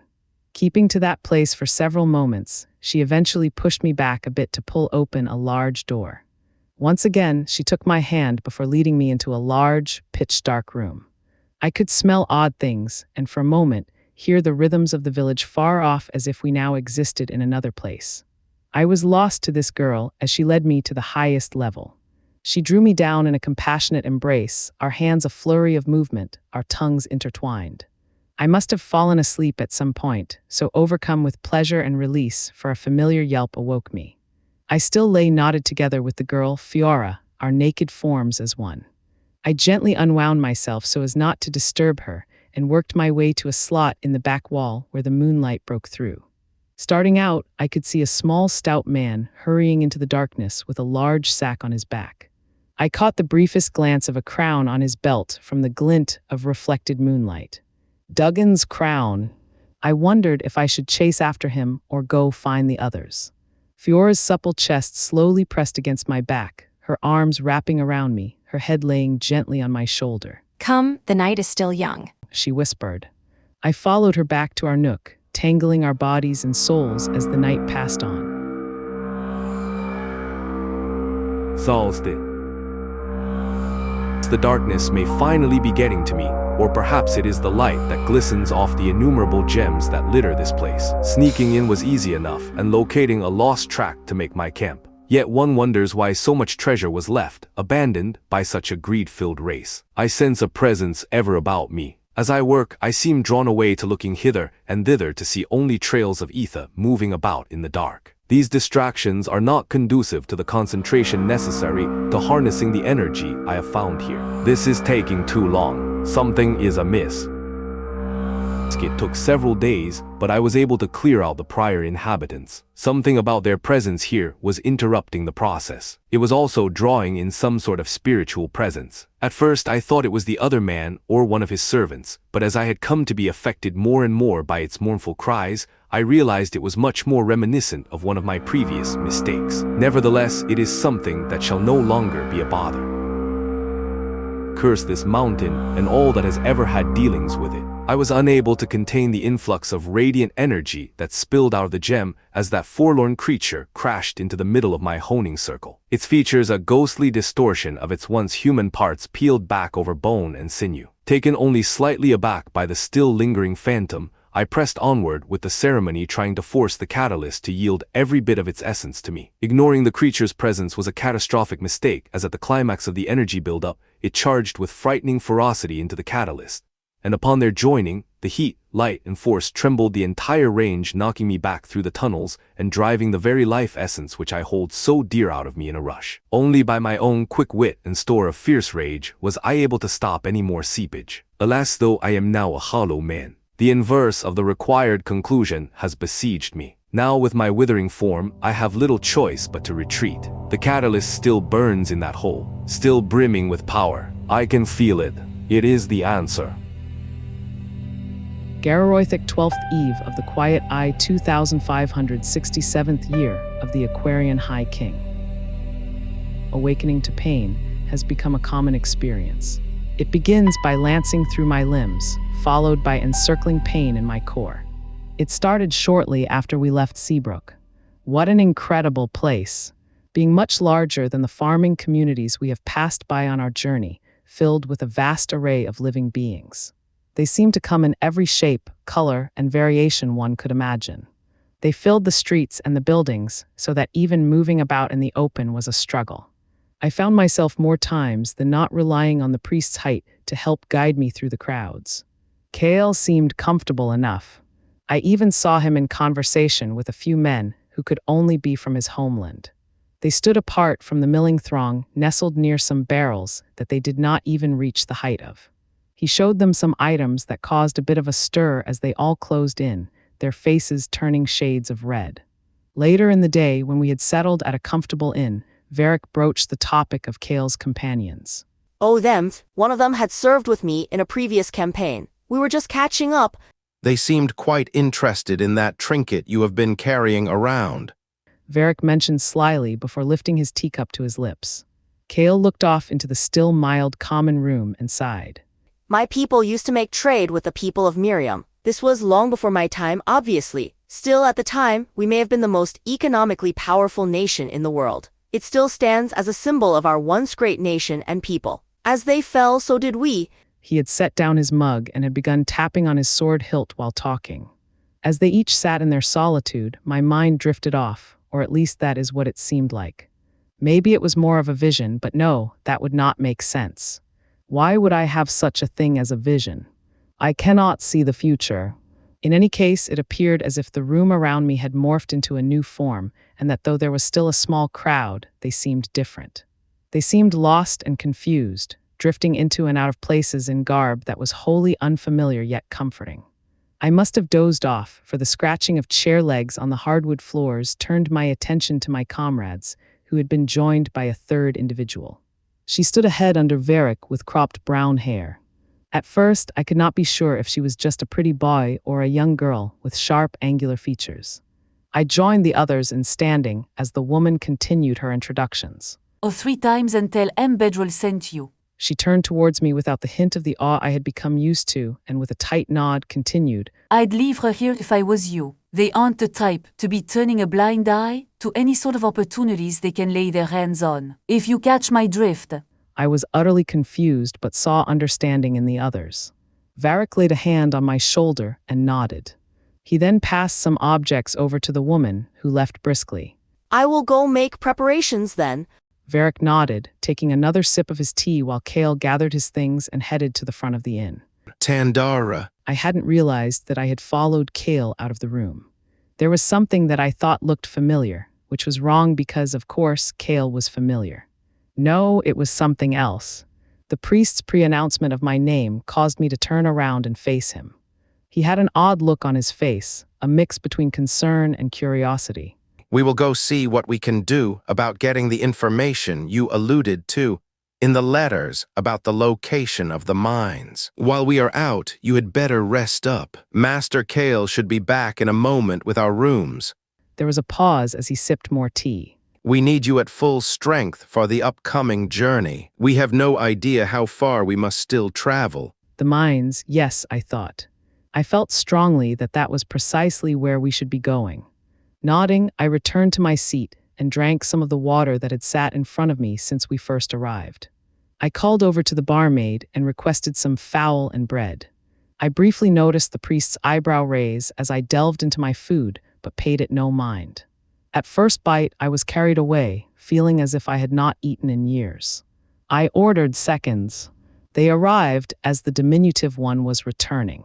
He seemed equally surprised as the priest by my appetite. Kale left me with the key to my room and a pat on my shoulder as he left, followed closely by Varric, who simply encouraged me to get some rest. I paid them little heed and was already ordering another plate as they walked out the door. After they had left me, they found a group of old workers who all claimed to be descendants of the inhabitants of the mountain mining community. The mines, they said, bristled with veins of precious stone that ran onward, never seeming to end. Before leaving, my companions had traded much of the treasure in anticipation of our trip. They left the rest with some sort of organization that seemed more than a little pleased with the haul trading the goods for a few pieces of stamped paper. Such a greed-filled race. The priest mentioned, as we had left Seabrook, that when he had shown the miners one of the pieces of gem work, they had all fallen silent and seemed to almost worship it. Several took off their caps and, bowing, mumbled a quiet prayer. One of the workers had brandished an old map and explained how to follow the trail up into the mountains, but that it would take several days. He also warned about the chill, which seemed to be settling in early this time of year. By the start of the second day on our journey, we had already reached the foothills and could see the jagged peaks tearing into the sky. My body spasmed as we began our ascent, and my knees immediately gave out. I reached out with my staff to steady myself but crumpled to the ground, finding that I held no such item. Pain leached through me as I lay there, agony sweeping through me. I felt like I saw images of a place filled with children running around barefoot, their laughing mothers chatting among themselves in the background while fixing clothes or preparing meals. There were no men to be seen, but a cavernous opening drew my attention. Down into the darkness, they worked toiling away with strange tools. These weathered metal-tipped devices crashed into the mountain, chipping away colorful stones. My body convulsed once more. This time, a cooling fire pushed everything out of the way. I cried out momentarily, and as I calmed down my breathing, I recognized the priest kneeling over me with both hands palm down on my head, whispering a prayer to his God. The shorter one stood a few paces back, looking on bemusedly. Waking with a shot of pain a night later, I rolled around, curling ever deeper into myself. As the pain departed, I realized I was drenched in my own perspiration, so deposited my clothes on a nearby branch. I shook from the cold, which seeped up from the ground. I moved toward my sleeping companions, with the hope of finding some protection from the elements. I found one of them tucked away in their sleeping roll, while the other's was empty. Taking a fur cloak from the top of one of their packs, I enveloped myself in its warmth and began to return to my spot, stopping when I heard a noise. Again, I reached out for something, and since nothing was there to greet my hand, I picked a solid-looking branch off the ground and moved forward. Dim light began to break through the haze. I slowed myself tiptoeing through the brush. Soon, I was able to identify the sound of Varric's voice. Assuming he was in trouble, I hurried a bit, reminding myself to remain quiet. As I arrived close enough to grasp the scene, I was stunned by what I saw. He sat with some sort of device cradled in his lap, speaking into it quietly, pausing with my approach, and then continuing. I took a step closer to see if I could better gauge what was going on when we were both shocked by the cawing cry of a nearby fowl. I turned quickly and slipped down out of the haze, dipping out of the priest's sight before he turned around. I heard him laugh nervously and decided to find my way back to my bed. Gararoithic 18th eve of the quiet I 2567th year of the Aquarian High King. Ichor covered the old pick I had driven deep into one of the creatures as it sprung to life from the shadows. There was a cracking noise and a pop as the thing dissipated into the ether. Swinging the pick in a full circle, I gathered the scene before me. Kale's sword glimmered as it drove several of the things back into the shadows, drinking in their darkness with each biting contact. Varric stood a few paces back from him, crafting arrows of light through his prayers that burned themselves in every direction. At the start of the confrontation, I had tried to pull on something that left me stunned. My companions called on me to do something and had found the pick abandoned against the wall. As I write now, far removed from the conflict, I still cannot fathom what power I thought I could conjure up. The shadowed amalgamations had congealed from the very walls shortly after we had entered the cavern of the mines. After dispatching my first opponent, I hurried to reinforce the other two, taking up guard to their backs. I knew full well that there was little I could do but keep an eye out for any that might slip by, swinging my pick in a clumsy dance of futility. It was inexcusable that we had so unwittingly stumbled upon this mess. As we approached the mines, a darkness could be felt from before we first laid eyes on the camp. Varric mentioned the feeling first, but Kale had been massaging his palm on the scabbard of his sword for some time before that. As for me, I knew I felt something, and I knew it was dark, well, more like it had nothing of light to it, but that did not seem to have registered as something to be fearful of. Perhaps it is my innocent nature, or just some form of overconfidence that caused my lapse. Maybe it was something else. I seemed to be slipping in and out of my thoughts, seeing things as they were 1,000 years ago, but that is silly. I simply am suffering from the effects of so many nights of interrupted sleep. The violent pain comes and goes. It is just a bit harder for me to avoid losing myself in thoughts. I have become sluggish in the translation of the remaining letters. The cold also seems to strike me more than my fellows. Unfortunately, I was amid one of these wandering thoughts when I realized that the two others had stopped and were once again in argument. So that is what you still stand by despite your clear pronouncements? Kale's voice quivered from exhaustion, anger, or both. You simply misheard. Varric had seemed to pull less on his reserves but still spoke with an edge. In the heat of things, I feel like that is a perfectly good explanation for the perceived discrepancy. You called upon the name of the Father. Last time I checked, Gelendriel was a woman, or what passes for one by the standards of gods. Kale still had his blade out. It vibrated with each word. I would ask you to take precaution when you speak of her gentleness with such acidity, Master Kale. He bit off that last part with more than a bit of venom. If you think you heard me call upon Regal's blessing, then please, by all means, continue. But it will never change the fact that I venerate only Gelendriel. Kale made a mocking laugh. You might be the one who needs to consider offending a goddess if you want to keep up these pretensions. It was not just here at the battle, but the other day when you healed Tandara, you also called upon his name. They were too distracted to notice, but I had seen a strange movement off down the tunnel. As the priest was about to continue, I whispered a bit confusedly, Duggan? This pronouncement immediately silenced the other two as they turned in the direction I had unknowingly been stepping. I lifted one hand as if to move aside a curtain that obscured my vision. I followed the silent movements with abandon, slipping and sliding on sharp jutting stones. So determined I was in my pursuit, several falls were barely registered and played no hindrance to my course. Soon I found myself perched over a strange yet wholly familiar artifact. My vision blurred in radial lines outward and away. I could sense other presences closing in, but they were inconsequential. Light reflected off of its multifaceted surface, but also came from within, creating the illusion of an ever-changing surface. My hands wrapped around its roughly smooth surface. As I pulled it closer to my eyes, recognition seeped into my mind. This was the artifact that Ethby Narub had spoken of and drawn in his journal. Reflecting upon the ease as to which we were able to come across the focus of our journey, I was distracted, as were my companions. A rushing force of wind built up behind me until it had bowled me over, my face striking hard rock and causing my grip on the artifact to loosen. I could make out a stocky, short creature with wild hair and waves of light brown fur twisting out of his face, flowing down and covering every aspect of its being. Duggan, have you gone mad? One shouted. What has happened to you in this dark place? The other spoke with trepidation, the light on the end of his staff increasing in grandeur. As my head cleared, I could see that what they said was true. Duggan stood wild-eyed like some beast with hair from his head and beard clinging to every part of him, and that crown still settled comfortably on top. Pushing myself up, I stumbled forward a little as the others were already moving in on Duggan. Joining them, we, like a pack of wolves, began to close in on him, moving to cut off his escape. The priest continued his not-so-gentle tone.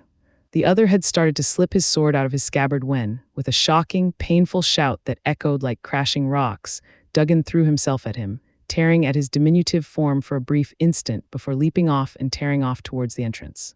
My head cleared, and I moved over to help Kale to his feet. He pushed me off, grumbling curses. He got the artifact, Varric pronounced. The three of us traipsed our way after Duggan as fast as possible. As we broke through into the light of day, the frigid sting of icy cold air dug into my skin, and I yelped, exerting all my willpower to press on. The haunted structures, now covered in ice and snow that enveloped the camp, seemed to scream out inhuman cries, which burned hot in my veins. My vision blurred, then blacked. Bouncing off one of my companions, I turned and fell to my knees, heaving as my sense of stability fled. A small but strong hand gripped me on the shoulder, and as I opened my eyes, I could see Kale, a look of concern encroaching on his face as he took me in. I shrugged and shook my head, indicating I was okay, and stood up under my own power to prove it. Varric was only a few strides beyond us. His robe blustering about in the wind, one hand holding his hat tightly to his head and the other clutching his staff. I had not realized until this point that it was snowing. "We should shelter in the mines," he said without turning. No. I had blurted out raggedly to my embarrassment. No. I tried again, composing myself. Those things might return. I agree. Let us take residence in one of the stone houses. We can build up a fire without endangering ourselves to those things. Varric nodded at our consensus without turning. Feeling more unease, but at the same time exhausted, and knowing that I needed sleep more than anything else, I pressed onward towards the nearest structure. It was only after I had nearly reached it, I noticed my two compatriots had not followed me. I saw them facing each other, making exaggerated movements. My vision blurred again for a moment, and I thought better than to involve myself in whatever fray they seemed intent on keeping up and moved inside. Such mundane foolishness. There had not been much of a door that was left, but it still swung easily, and as I let it fall back into place behind me, it cut down the noise of the intensifying storm. I found myself in a large room, more extensive than it had appeared on the outside, with several stone outcroppings that had clearly sat empty for centuries. Some of them had remnants of what must have been feathered stuffed cloth or bits, and pieces of wood that were still in semi-decent condition. Checking the first room I had seen, I found myself standing face to face with myself. I tilted my head to the left and watched as the person before me did the same, then I waved. Touching my cheeks, I could feel the hollowness that I saw. Had so much happened to me since we had left Frietta's home? My features seemed more wan, and for some odd reason, I sensed that I was taller, and though more wasted, my body seemed to have pushed outward a bit. I felt a pull to reach out to my doppelganger. As we touched hands, the image contorted, shifting into a more familiar form. I was still standing in the mirror, but it wasn't me at all. It was me as I had been. The flower of youth amber tresses pulled back in a thick braid, soft features darkened by a countenance that seemed to scream at me. Her lips moved in silent pleas, and I could tell she wanted me to do something or not do something. The other me had grasped my hand somehow, and an intense pull enveloped me. Her pleading, tear-soaked eyes wrenched my heart. I had no other desire than to follow her into whatever sanctuary she offered. It was then that a black cloud filled the horizon of her image. I shouted for her to move away, for it seemed that she did not notice the encroachment. Drawing upon all my remaining strength, I struck out at the cloud. A loud crack echoed through the structure, and pain rippled across both my arms, causing me to howl. I heard more crunching as I fled away from the blackness back into the storm, shoveling my blood-soaked hands into the snow. I relished in the bitter sting of the cold, in its grounding release. Staring down at the lacerations filled with bits of glass and metal, I felt my sense of self split. I could see hands removing articles from arms, but all recognition of my place in the act had fled.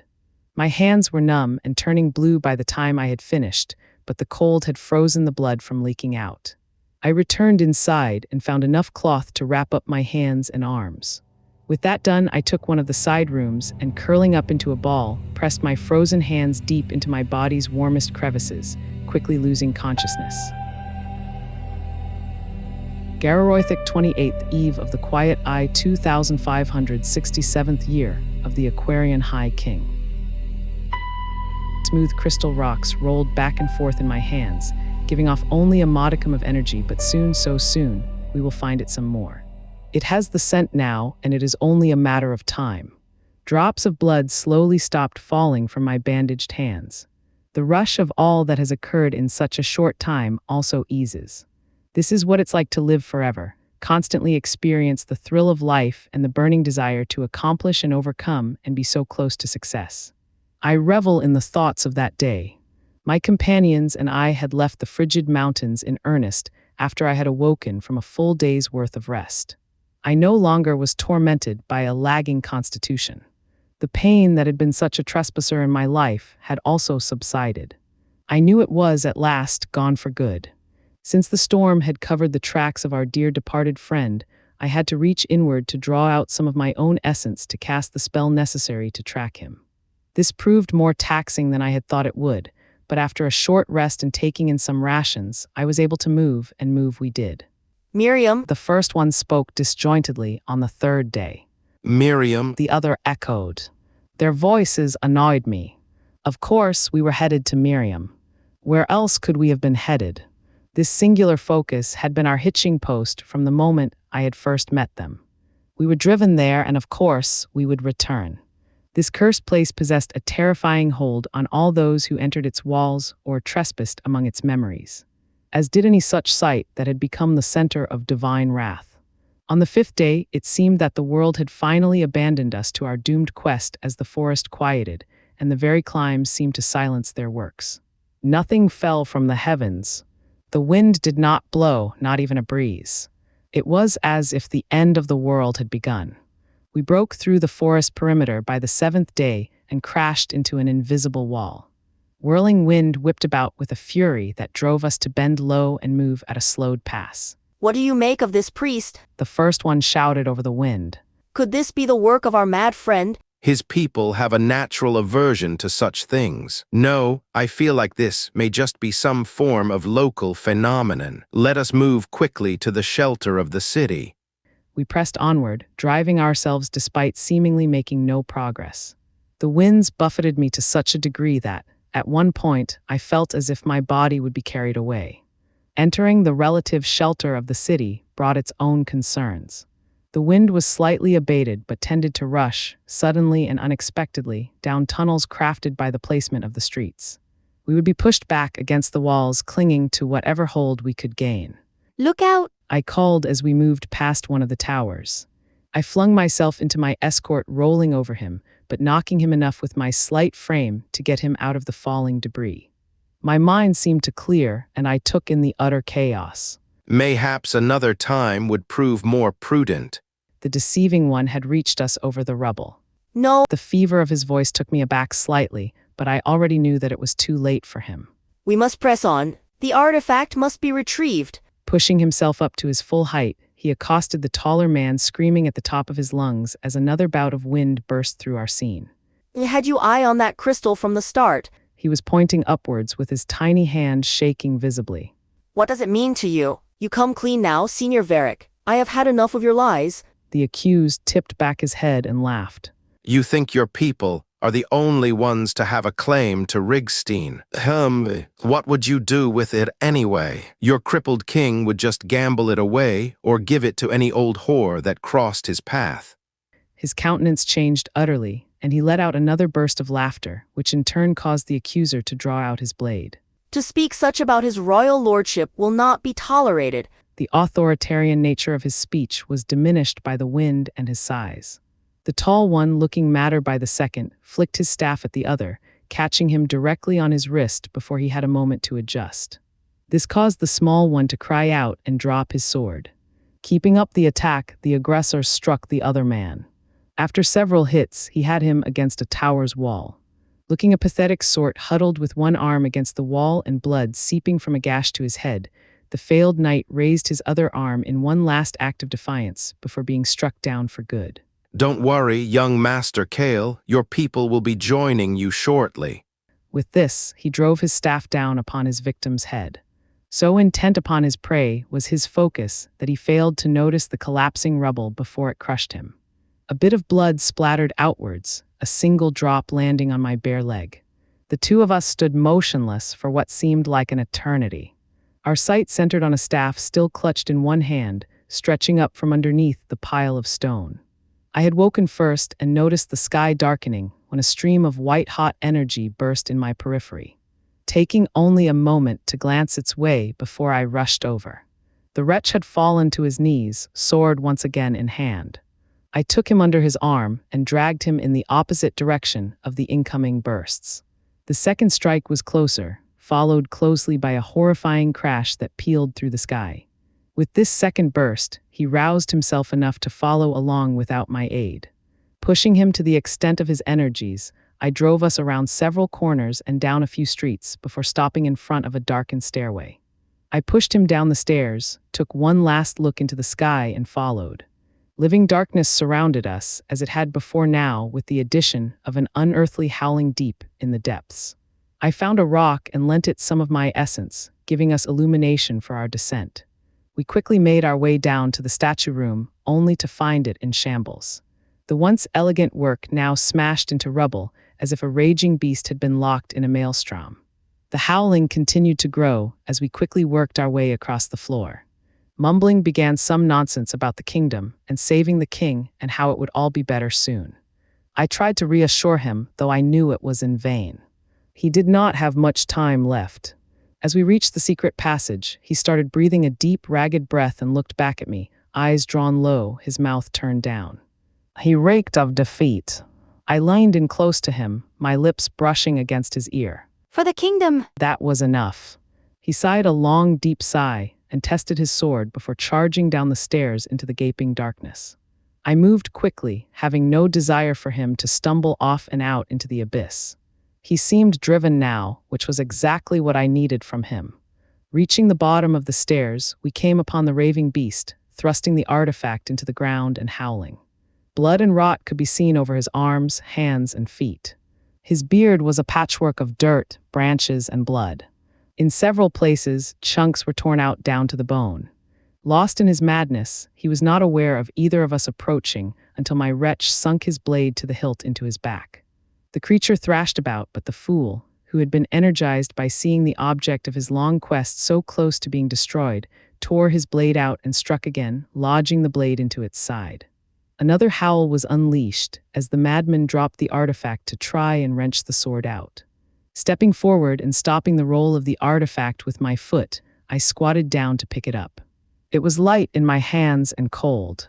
It seemed so hungry, and I felt a pang of sadness for the device.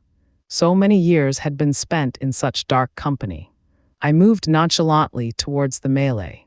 Blade freed, the holder prepared for one last strike.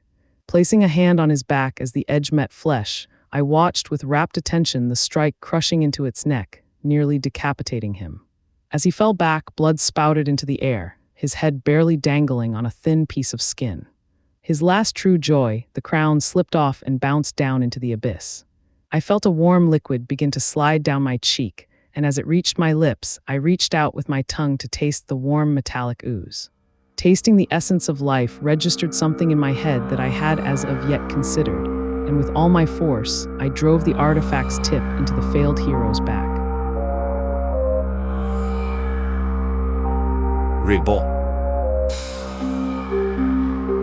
Hiring a coach was within feasibility. It was no more trouble than ringing a bell for my morning meal with the gems I had acquired from the mines. My journey home took several days longer than I had anticipated, which gave me time to consider the next step. I, of course, would need a plan to revisit the mine and somehow recover it. For perhaps a day or so, I had considered recreating the stone, but the brilliance of my creation caused my heart pain with just the thought. I thought I had plenty of time to return to the mines. I had nearly decided to return and work on other components of the ritual for the following year, taking the time to refine my projections and make sure that what had just happened did not happen again when I found myself under the most unfortunate circumstances. My coach was besieged by bandits, and though I was, with my bodyguards, able to dispatch them with minor incident, a stray arrow struck me in my side. When I had awoken a few days later, in some sty of a farming community, I found that I had lost the use of my legs. Oh, how I had fumed and lamented those first days. I felt like my failure was finally complete, and that being unable to return to the mines, and assuredly being unable to trust another with my deed,